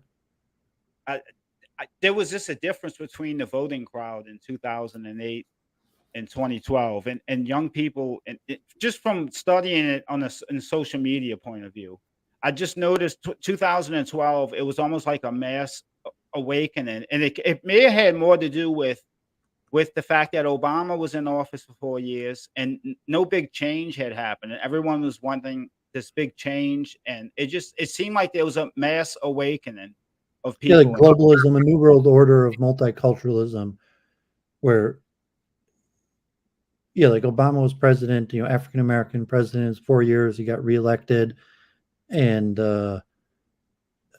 whatever the new world order from not necessarily like the Bush perspective, but from like a Mayan perspective, and maybe like an overthrowing of now you talk about like unipolar or multipolar of what's going on in Ukraine and Russia, but that there would no longer be some sort of centralized power and a return to nativism. It was popular among environmentalists. Um, maybe the origins of the people who thought the collapse of the West, the collapse of the economic order of various elements. But yeah, I remember it was pretty big, and so reading up, talking about it. But then after 2012, and nothing directly correlated. I mean, you could say something happened or make some sort of correlation. We're living in the new era, but nothing directly indicative of some huge change happened with the end of the Mayan calendar. Yeah, I remember the hype surrounding it. I didn't know anything about specifically about the Mayan calendar. I didn't know anything specific about it, and nobody was really taking it seriously. But people were talking about it. I remember that time period. Yeah, then so I actually investigated how did the Mayan calendar work? What did it mean that it's ending? And they have like multiple calendars, but they had one calendar that accelerated and um and kept on accelerating till its end. That would be happened in 2012. And some of those books were like mystical, and it's interesting if you trace history and you look at the long time frame of advancements in mankind, and saying that they were you know pretty spaced out, and there were took thousands of years for small advancements. And then within this era where the amount of advancements started increasing exponentially, to like every so many years the amount of advancements took half as long to occur, that theoretically would have culminated in 2012. And it could be maybe there's less advancements now, or it was just an interesting perspective to think of. Or whenever the Mayan calendar, if it was formulated, I think the academics unclear if it's 2,000 years old, 1,500 years old, or older, and they made a calendar that they would have planned the calendar out so many years in advance. And when they made it, that would have ended like 1,000 years after they made it. But that turned out to be 2012, and that's why it was such a, I don't know, major story, but like everyone knew about it. I'm not sure if people aren't superstitious or whether it had any meaning, but it was news. Everyone knew about 2012. That's when the Mayan calendar was going to end. It kind of reminds me of, if you remember, the Y2K bug. All the computers were going to crash in 2000. You remember that? Yeah, that also. I mean, a lot of programs. I mean, my uncle, like, that was his employment, like fixing programs that were scheduled, that they were able to update it. But supposedly that there was going to be catastrophic computer failure. But that was more like just a bug in computation, that they didn't have. The clocks weren't set. And what would happen if the clocks didn't reset properly on computer programs, versus something that was predicted thousands of years ago. But yeah, it was also big news story. So I guess both me and you live in amongst majority African Americans. I went to public school. I always had African American friends. I've always lived among a majority African Americans. Is that your case also? Yes, in fact, I'm like the first generation, I guess people my age, but me in particular, first generation of full integration in the Deep South. So, and I was bused to like the worst schools. So I've been around it, like, I've been around Black people and living around them and working with them, and just, my whole life. That's just, New Orleans. I don't know the demographics in Detroit, but I'm sure it's like maybe 80%. Well, I mean, Detroit's over 90% African American. The city itself, like, where I live in Southfield, the suburb, is like 40-50% African American. But on the south side of the, Southfield goes up to like 14 Mile. I'm on 11 Mile. And, this area's, my neighborhood itself is also like over 90% African American. My actual subdivision, Brenda Lawrence, the congresswoman, lives in my subdivision. It's interesting, the demographic from my brother, who is 4 years older than me, who graduated from the public school, that demographic change. When we moved to this neighborhood in like the early 80s, it was hardly any African Americans. It was over 90% white, with a Jewish minority of like 10-20% Jews. And in the late 80s, the demographics started shifting, and by the early 90s, it was already majority African American. So my brother graduated high school in 1992. His class was still 75-80% white, as where by what my class in 1992 would have already been like 75% Black. So there would have been like a threshold and then the white flight accelerated to like a lot of people like my brother's age, they finished off through the school system, as where most of the people I knew um, moved away, like in my neighborhood, like while I was in junior high school, to I guess along with the white flight, and then even like my parents stayed here. I'm in the house that I grew up in, but even I went to private school in 10th grade. That was a liberal private school that maybe was like 15% African American, but the schools, um, there was a lot of violence. I suffered bullying, and the academic programs um, changed. Um, there's many aspects to African American culture. There's the history. I mean, to the some point of God forbid, like white flight, to the people who, so to say, didn't flee and stayed and now live in majority African American neighborhoods. Um, and like I was mentioning, most Africans are just Christian. Most African Americans are just Christian. Um, so most of my books focus more on conspiratorial Nation of Islam, Black Israelite stuff. Um, you know, because your average African American, in fact, African Americans are to some extent the most Christian of any of the of any of the people. Their church attendance and percent or belief in Christianity, I think, is higher than whites. Yeah, what sect do they follow? Are they Baptists up there? Down here it's mostly like Southern Baptists. Yeah, they're mostly Baptist. I mean, there's various sects. I mean, you'll find some Catholics, Mormons, but I think AME is in Detroit is um, the main church, the African Methodist Episcopal Church. In the suburbs, there, the AME is less dominant, but mostly Baptist forms of Christianity. Like Martin Luther King Jr. was, the Baptist. You have the Southern Baptist Council, and the Great Migration from the south to the north, where still exists today. In fact, in my subdivision, there's a lot of people who came from Georgia, have family in Georgia, or even go to HBUC, Hebrew. I mean, historically Black university and colleges in Atlanta, and then come back here. But I mean, the Great Migration to the North really happened during like Henry Ford, before World War One even, and most of the African Americans in Detroit have lived here multiple generations, but there's still some flow of from the south to the north, although it's probably the opposite now, where there's more migration from places like Detroit and Chicago back to the south than the other way around. Yeah, and you mentioned a Nation of Islam was popular up there. It started in Detroit. Was that in the 90s?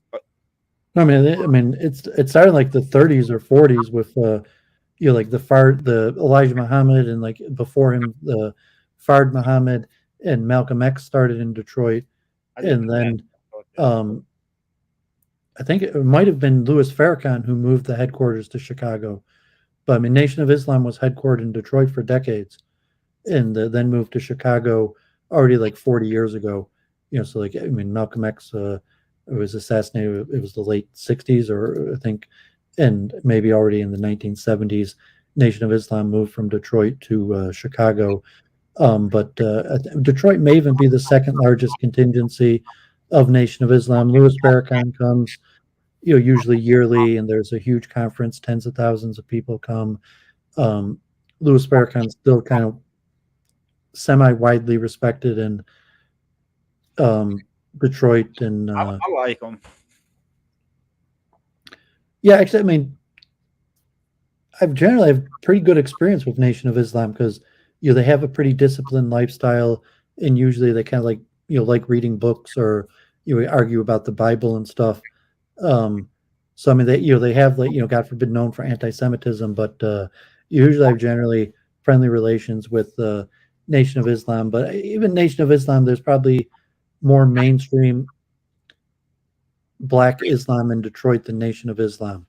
The split off already happened where Malcolm X became a mainstream Muslim, Sunni Muslim, um, and Islam is actually growing uh, in Detroit. Um, there's a handful of white converts, a reasonable amount of white converts, but the majority is still African American, where you probably hundreds, maybe even thousands of African Americans convert to Islam every year. You said that they got some white converts. That Islam, I think, is the fastest growing religion in America, and through immigration and conversion, the majority of conversion to Islam is still African Americans. Like back from the majority of converts to Islam in America has always been African Americans from the Nation of Islam, like 80 years ago till today. However, there's a significant amount of white conversion to Islam, but it's not huge. I mean, even like Metro Detroit, there's probably only a few hundred white converts to Islam, as opposed to there's tens of thousands, maybe even, not sure, 100,000 might be high, but maybe even 100,000 African Americans that have connection to Islam. There's probably only a few thousand white converts to Islam.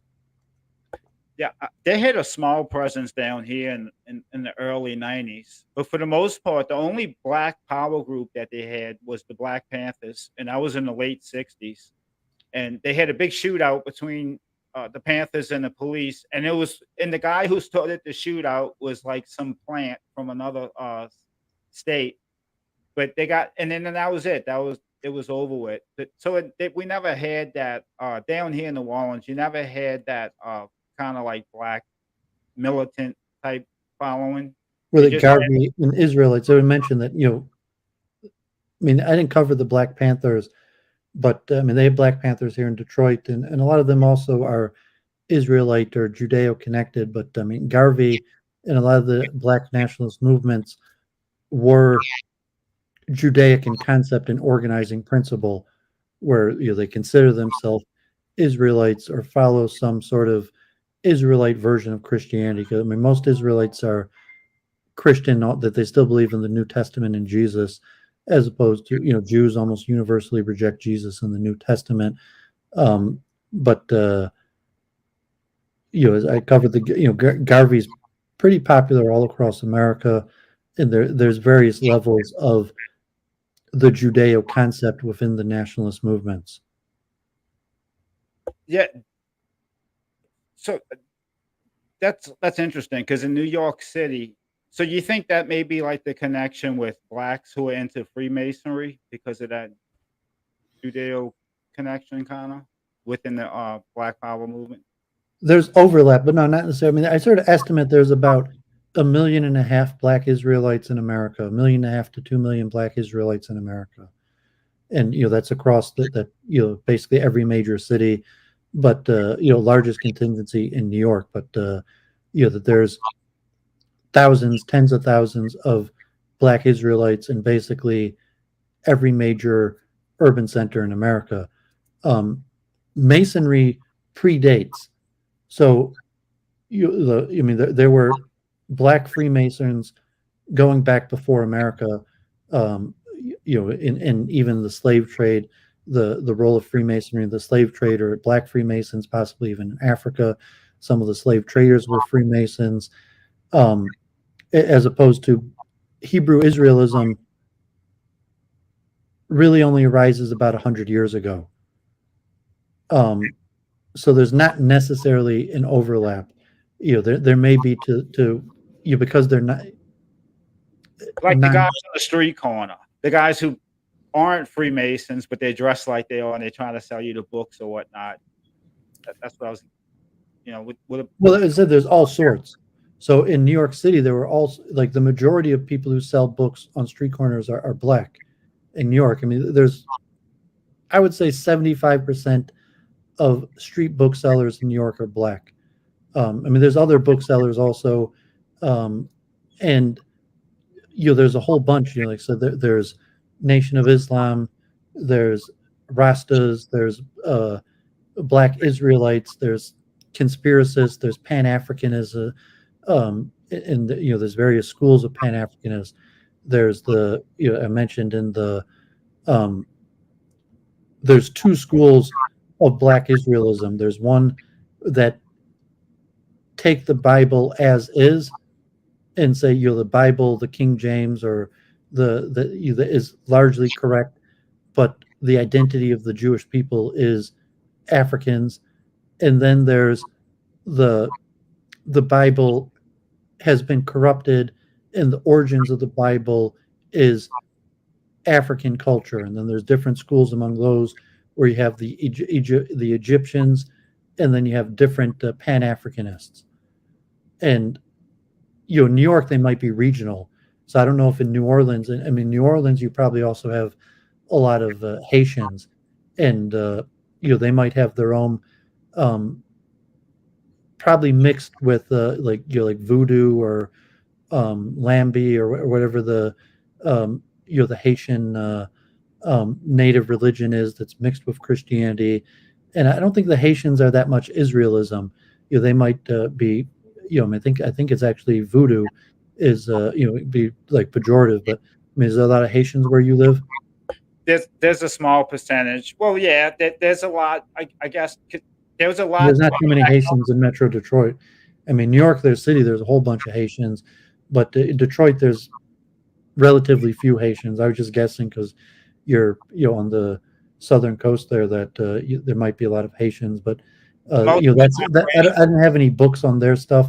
I don't remember Haitians selling books, but that's another. But it's saying they're fractionalized. New York City has like 2 million different forms of blacks, and a lot of them are segmented into neighborhoods. So you have the African Americans, descendants of slavery, and then you have immigrants, majority Caribbean.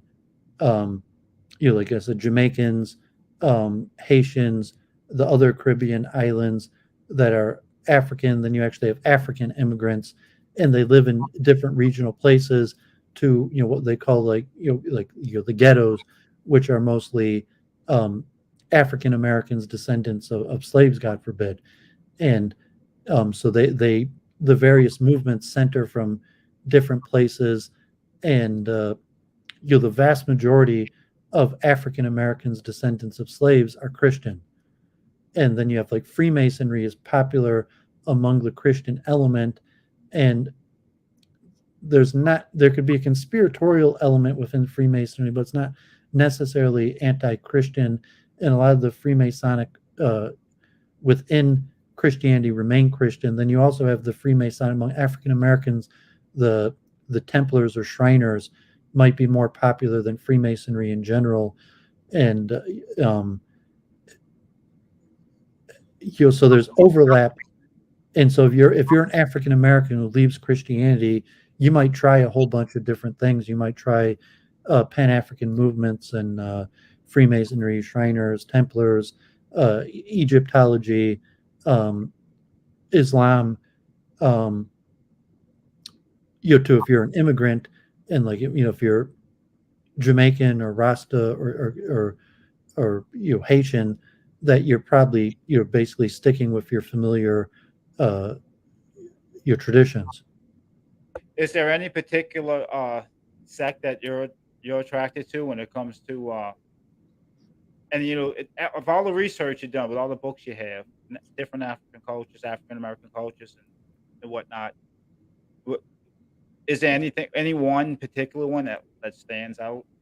Well, Israelism. That was the main one that interested me. Over half of my books are on Black Jews of various sorts, and because obviously I was interested in the lost tribes of Israel, or the claim, or some sort of pan-Judaic movement where generally Doooovid is friendly towards the Israelites, works together with the Israelites. I mentioned a lot of Israelites are exclusivist, and but the Israelite movement is the one that interests me the most. I have some stuff on the Egyptian or the conspiratorial origins of the Bible that I read this stuff. A lot of it's actually quite interesting, but I like the main school biblical interpretation, lost tribes. The concept that African Americans that God forbid were forcibly put into slavery, that a certain element of them, my estimate would be about 2% were Jewish. General Jews are about 2% of America. There's evidence of Jewish tribes in Mali, Timbuktu. I had some other books. Some of the books that I had cover it of the origins of Jewish tribes in West Africa that could conceivably have been defeated and sold into slavery.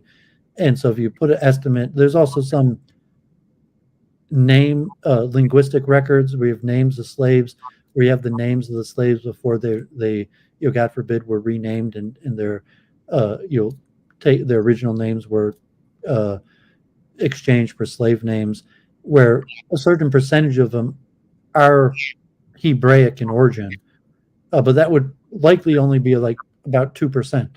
So the assumption, if that was accurate, that about 2% of the Africans that were forcibly brought into slavery were Jewish. And then you mentioned those places, Timbuktu. What part of Africa is that? I think it's in Mali. I mean, they're on the western coast. I mean, as opposed to Israel and Egypt is all the way on the eastern coast. Egypt, right. So you have Sierra Leone was one of the ports for the slave trade in Mali. Originally, you think they come from Israel or right outside of Israel, perhaps Egypt?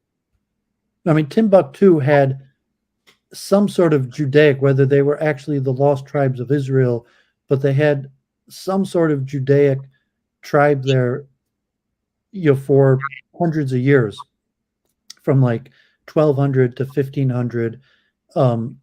Whether their origin actually comes from the lost tribes of Israel, just like I showed the books about Ethiopia. I mean, the Queen of Sheba, the Ethiopian Jews, even Israel recognized that there was likely always Ethiopian Jews going back to ancient times.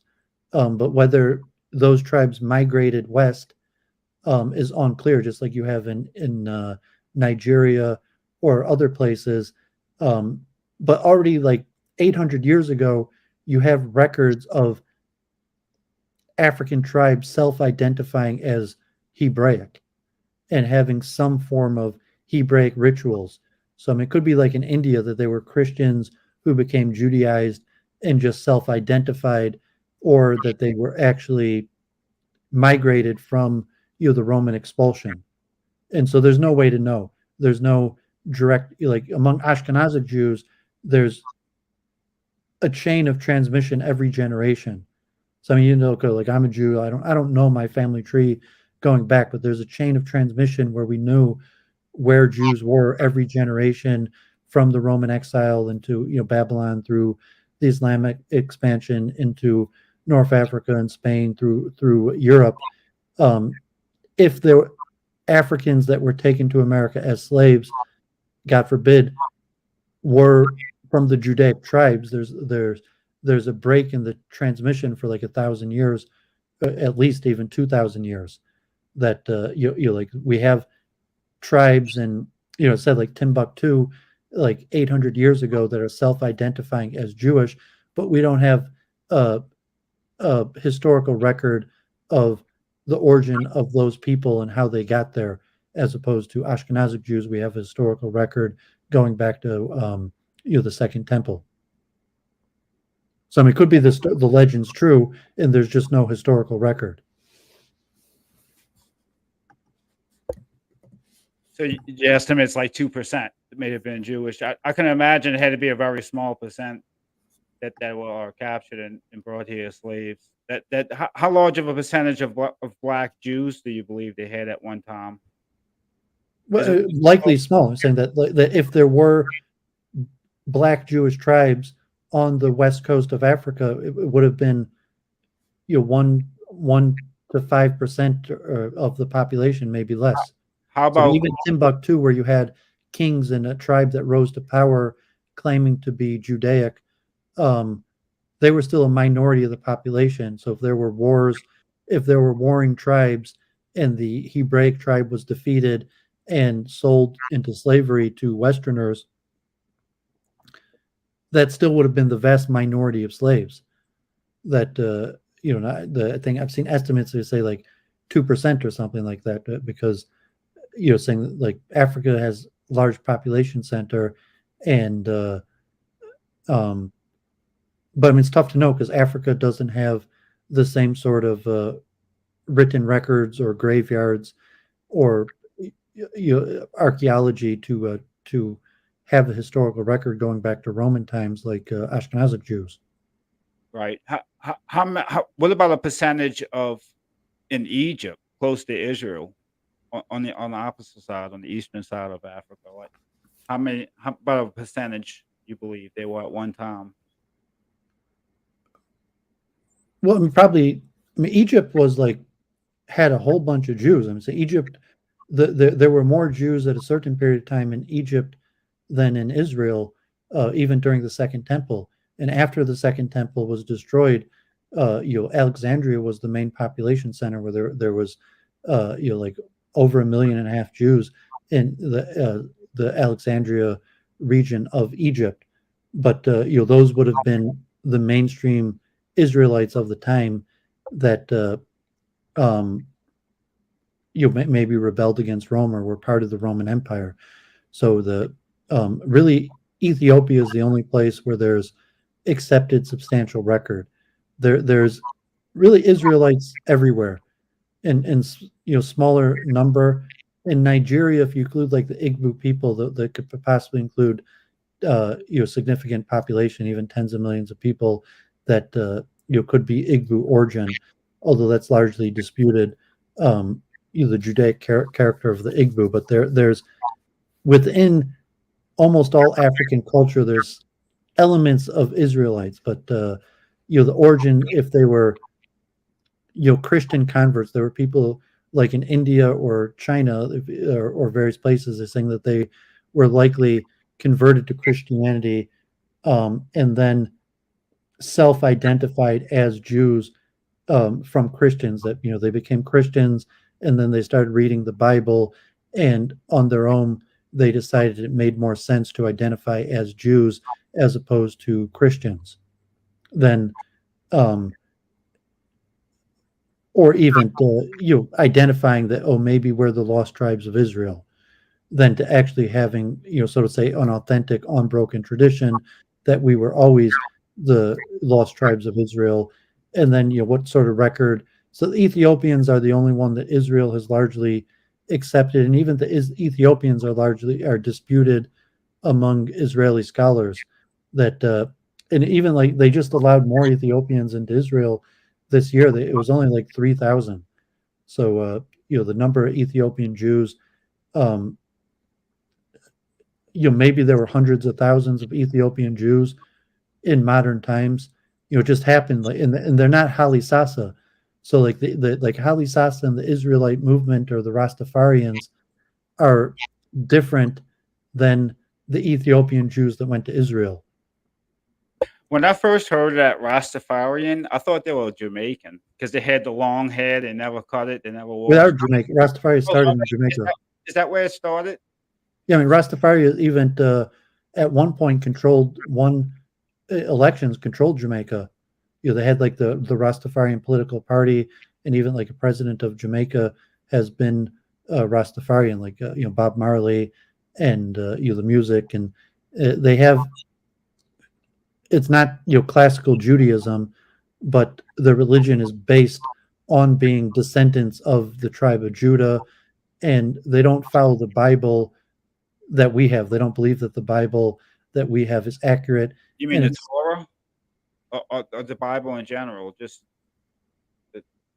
the Torah, the prophets, the writings of the prophets. So they believe that the story, the ancestry is true, that there was an Abraham, Isaac, and Jacob in Judah, and they're the descendants of Judah. Some of them believe in Moses, but a lot of them don't even believe in Moses.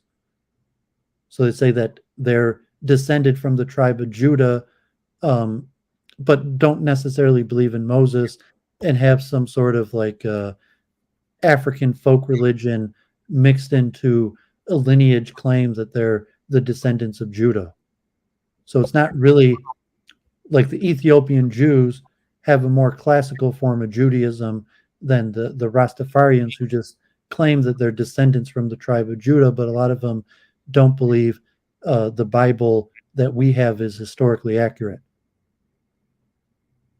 Yeah, I met one time. I knew nothing about it. Well, I mean, I live in New York City. I said the Rastafarians are everywhere. I mean, not everywhere, but I'm saying there's tens, like good tens of thousands of Rastafarians in New York City. Yeah, there's hardly any there. Well, they don't all have like the hair and the, I mean, not like the hair and the beards. A lot of them do, but.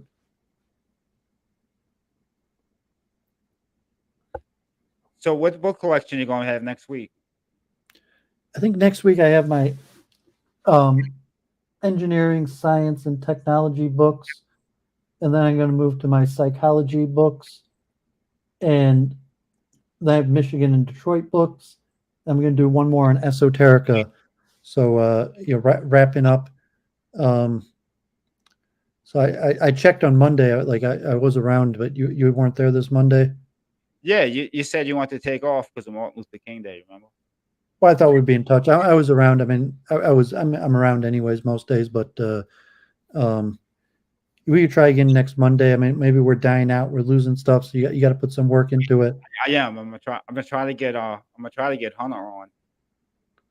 A Gunner. I keep calling him Hunter. Gunner. I'm gonna try to get Gunner on. I'm gonna try to get somebody from the Mob community on, Mob 2 community or something to try to get some of those viewers in there. Yeah, you got to put some work into it. Like you can't just like talk, or else it's gonna die out. Our viewership is dying down. No, it's not interesting to anyone. What's that book you had earlier? You said you was interested in selling a copy. Well, I just had 2 copies. One, it was a Rastafarian history of Rastafarians. So it just happened I had 2 copies of it, so I'll put one up for sale. Well, you're gonna do your extra rabbi show Monday? Yeah, I for whatever I didn't feel like rabbinic. Like I gotta put myself in like a rabbinic mood to do my Jewish streams, and so I just didn't have it in me the last 2 weeks. Hopefully I'll be able to this week, and week in review. I'm really doing a lot of research on the topics we discussed there, consciousness, and I want to prepare. Like I still I'm getting second thoughts now whether I'm actually going to go to Italy, because it's going to be like a ton of money. Like I looked at plane tickets, it's like it's going to be like $1,500 at least. Oh, wow. In like the hotel room, it probably cost me like at least $3,000 to go.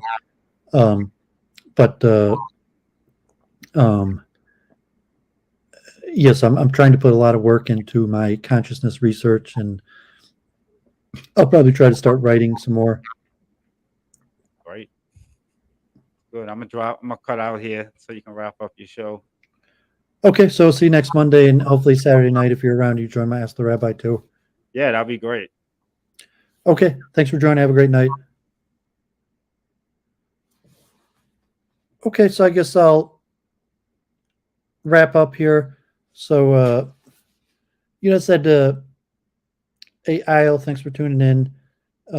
Seraphim, blessings if anyone else wants to pop on. Otherwise, I'm going to wrap up. Jim still has not, garnered up the courage to appear on a stream. So that's about it. African American culture is extremely important to America. African Americans dominate the Democratic Party, politics, urban areas in the East Coast. New York City, almost every city, not even the East Coast, through Mid-America, Chicago, St. Louis, and the West Coast has more Hispanics or Texas, but from the East Coast through the Rust Belt, African Americans dominate almost every urban area. The Democratic Party at this point is dominated by African Americans, plus the history, culture. As we're talking on Mobtalk with John, that like what does assimilation mean, and generally like immigrants assimilate to some extent to African American culture because African American culture dominates urban culture, and most immigrants come to urban areas. So if you're like a white majority, immigrants come to multicultural urban areas, and those multicultural urban areas are dominated by African American culture. So to somewhat the assimilation to American culture is the assimilation to African American culture, and so even like Chinese American, Indian American, Muslim Americans, Arab Americans um, assimilate to like a modern neo African American culture. It's hard loose to define what is African American culture. It's that like most African Americans are Christian. There's various elements of the Black Israelism. The most interesting to me, there's 1.5 to 2 million Hebrew Israelites in America. That's only about the same percentages of Jews in America. So if there, I don't know the numbers, if there's 50 million, 40, 60, you have to look up. But I'm saying the number of Hebrew Israelites among African Americans is about comparable to the number of Jews in wider America. So it's just like a percent or two. But that was obviously was most interesting to me. Also just general spirituality. Too much to know. There's a whole bunch. Africa's a big continent, and the politics. Lipton Matthews, I had him on my channel. He's been focusing more on Africa now. I still watch Lipton Matthews almost all his episodes. Maybe I'll try to reach out to him and see if he wants to come on my channel talk again. I'm back to coaching chess in Detroit. I have a few Muslim students, but I would say like 90% of my students are Christian. And a lot of them are quite Christian, especially the chess playing community. Probably, because the cross or the connection, there probably tends to be even more Christian than your average African American. But there's a lot of mainstream cultural affairs, related to reparations, civil rights, economic policy, healthcare, various things, urban policy, zoning, all these various things. Like I didn't cover too much of that. That wasn't really in this section. And then like Native Americanism, there's a lot, close to 500 Native American tribes, reservations in America. Michigan has 12 Native American tribes. There are tens of millions of people in America that have a certain amount of Native American blood. Doooovid might have Native American blood, although said I was I don't know, disappointed. I was surprised. I always thought I had part Native American blood, but my brother's DNA test didn't show any. I still might have. Like we went to my father's family's graveyard. We have reason to believe that I have Native American ancestry. That's also an important part of American culture. You saw Peter Santinello, who did Shlomo Zionstein, the Hasidic community in Brooklyn, did some Indian reservations, linguistics, like Indian languages, spiritual systems. There's a lot to it. Time is short, so there's all things that interest me, but just time is short. Let me show this one last book. My dad just gave me this book.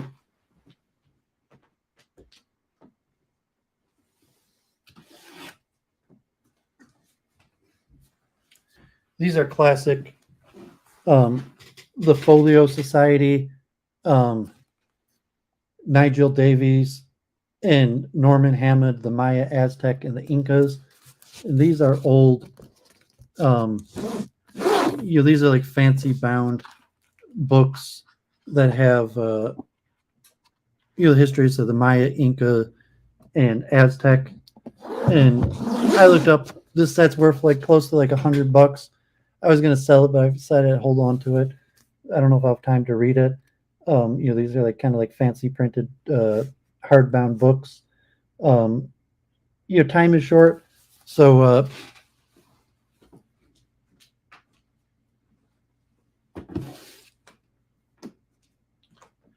I stopped buying books, And the tour of my library, so I've organized my books. I'm reading a lot of books. Like I'm reading like close to a book a day. However, I'm just reading them online.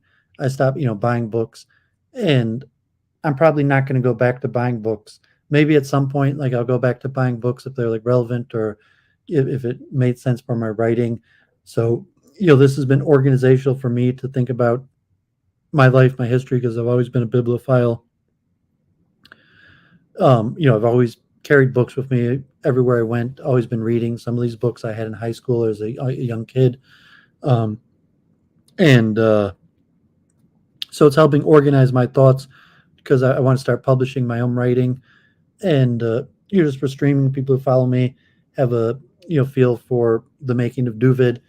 As an intellectual, the books that I read, a lot of people ask for book recommendation. I may continue after this to actually do streams on specific books and book recommendations. So the very first stream, I talked about 13 books that changed my life, and not even necessarily a recommendation, but went more in depth. So these have more been tour of my library where I was showing all the books on my shelf.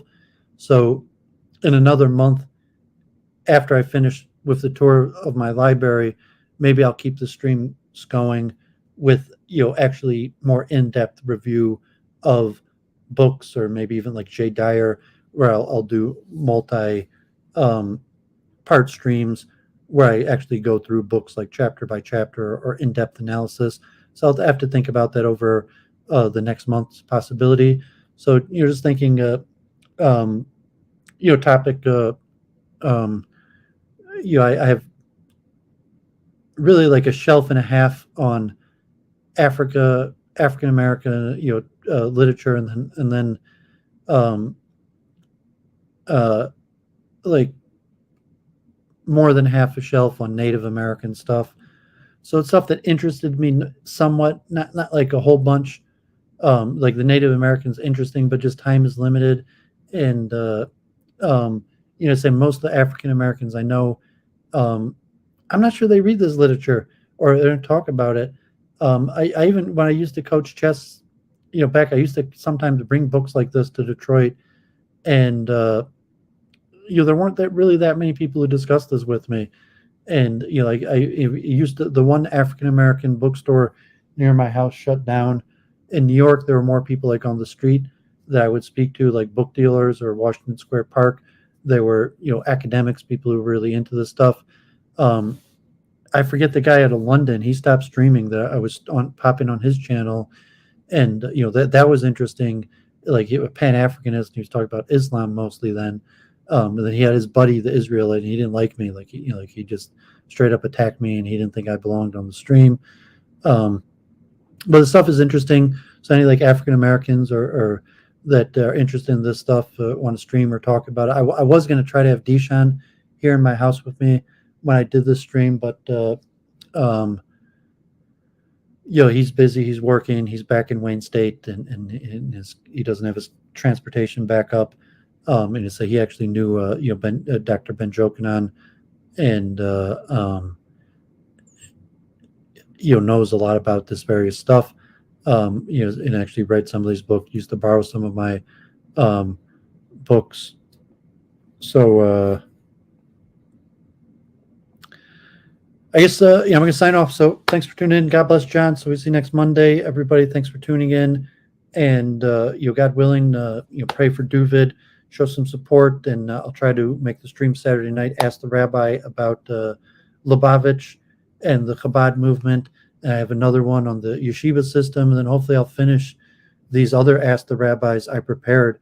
So I had prepared from a long time ago on the Hebrew conception of the soul, on the Jewish-Gentile distinction, the order of the Noahide laws, and the Jewish role in slavery or biblical slavery.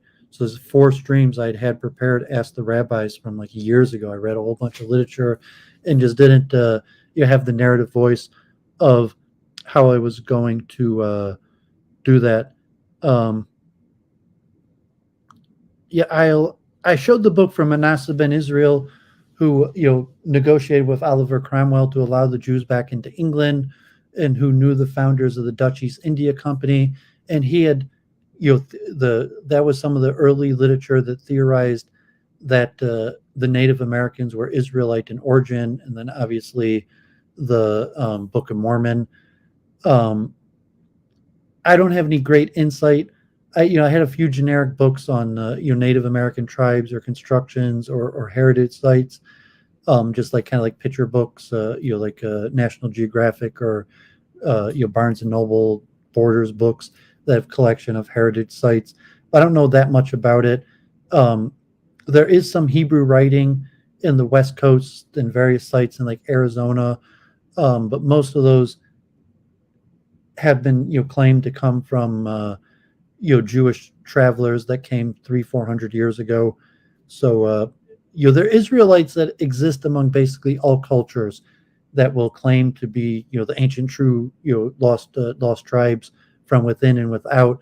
But to legitimize those claims or have some sort of long-standing tradition or even archaeological evidence, like I said, in the West Coast in Arizona, California, there's some sites that have Hebrew writing that some people have claimed go back before Western migrants, but most experts believe that they were they were there from Western migrants or Moranos, Conversos about 300 years ago.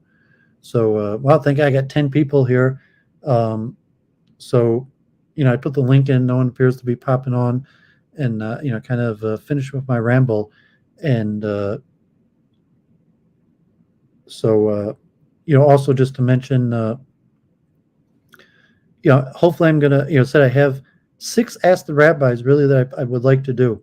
The history of Chabad Lubavitch, of the history of Hasidim, the history of the Yeshiva movement, then the Hebraic conception of the soul, the Jewish role in slavery from ancient times to modern times, the 2 streams on the Jewish-Gentile distinctions and the origin of the Noahide laws. So hopefully over the next few months, I'll put out 6 more Ask the Rabbis, starting this Saturday with my part 3 of the history of Hasidim. I haven't been talking with Charles Moskowitz. I'm not sure if we're going to keep on talking.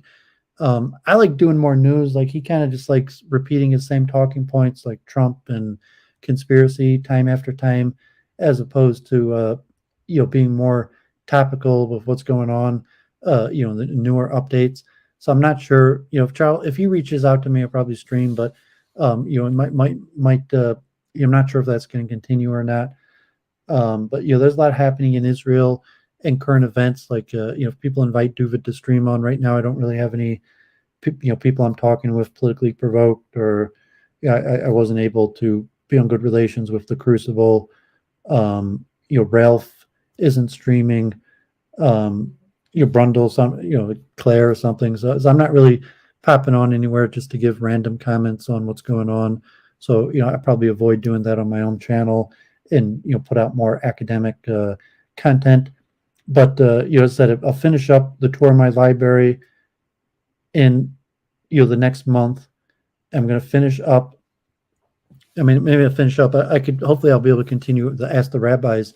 It's my most popular series, but I already have 6 of them that I've done the research to do over the next few months, and then I'm going to move into research related to the multiple truth hypothesis, and hopefully preparation to go to the Science of Consciousness conference in Sicily, Italy in May. And so I have some more stuff on chess studies, on the nature of expertise in chess. I have some more stuff on physics and like the multiverse related to multiple truth hypothesis. The theory of expertise. I'll probably do a stream on humor, and I'm going to start streaming about dualism, panpsychism, the history of science. So stay tuned. I would like to do more streaming. I'm doing a lot of research right now. So if you're a week in review watcher on Church of Entropy, I've been doing a lot of research on those topics, and hopefully, in the next few months, I'll start putting out regular streams on those topics. So thanks everyone for tuning in. God bless. Have a great night.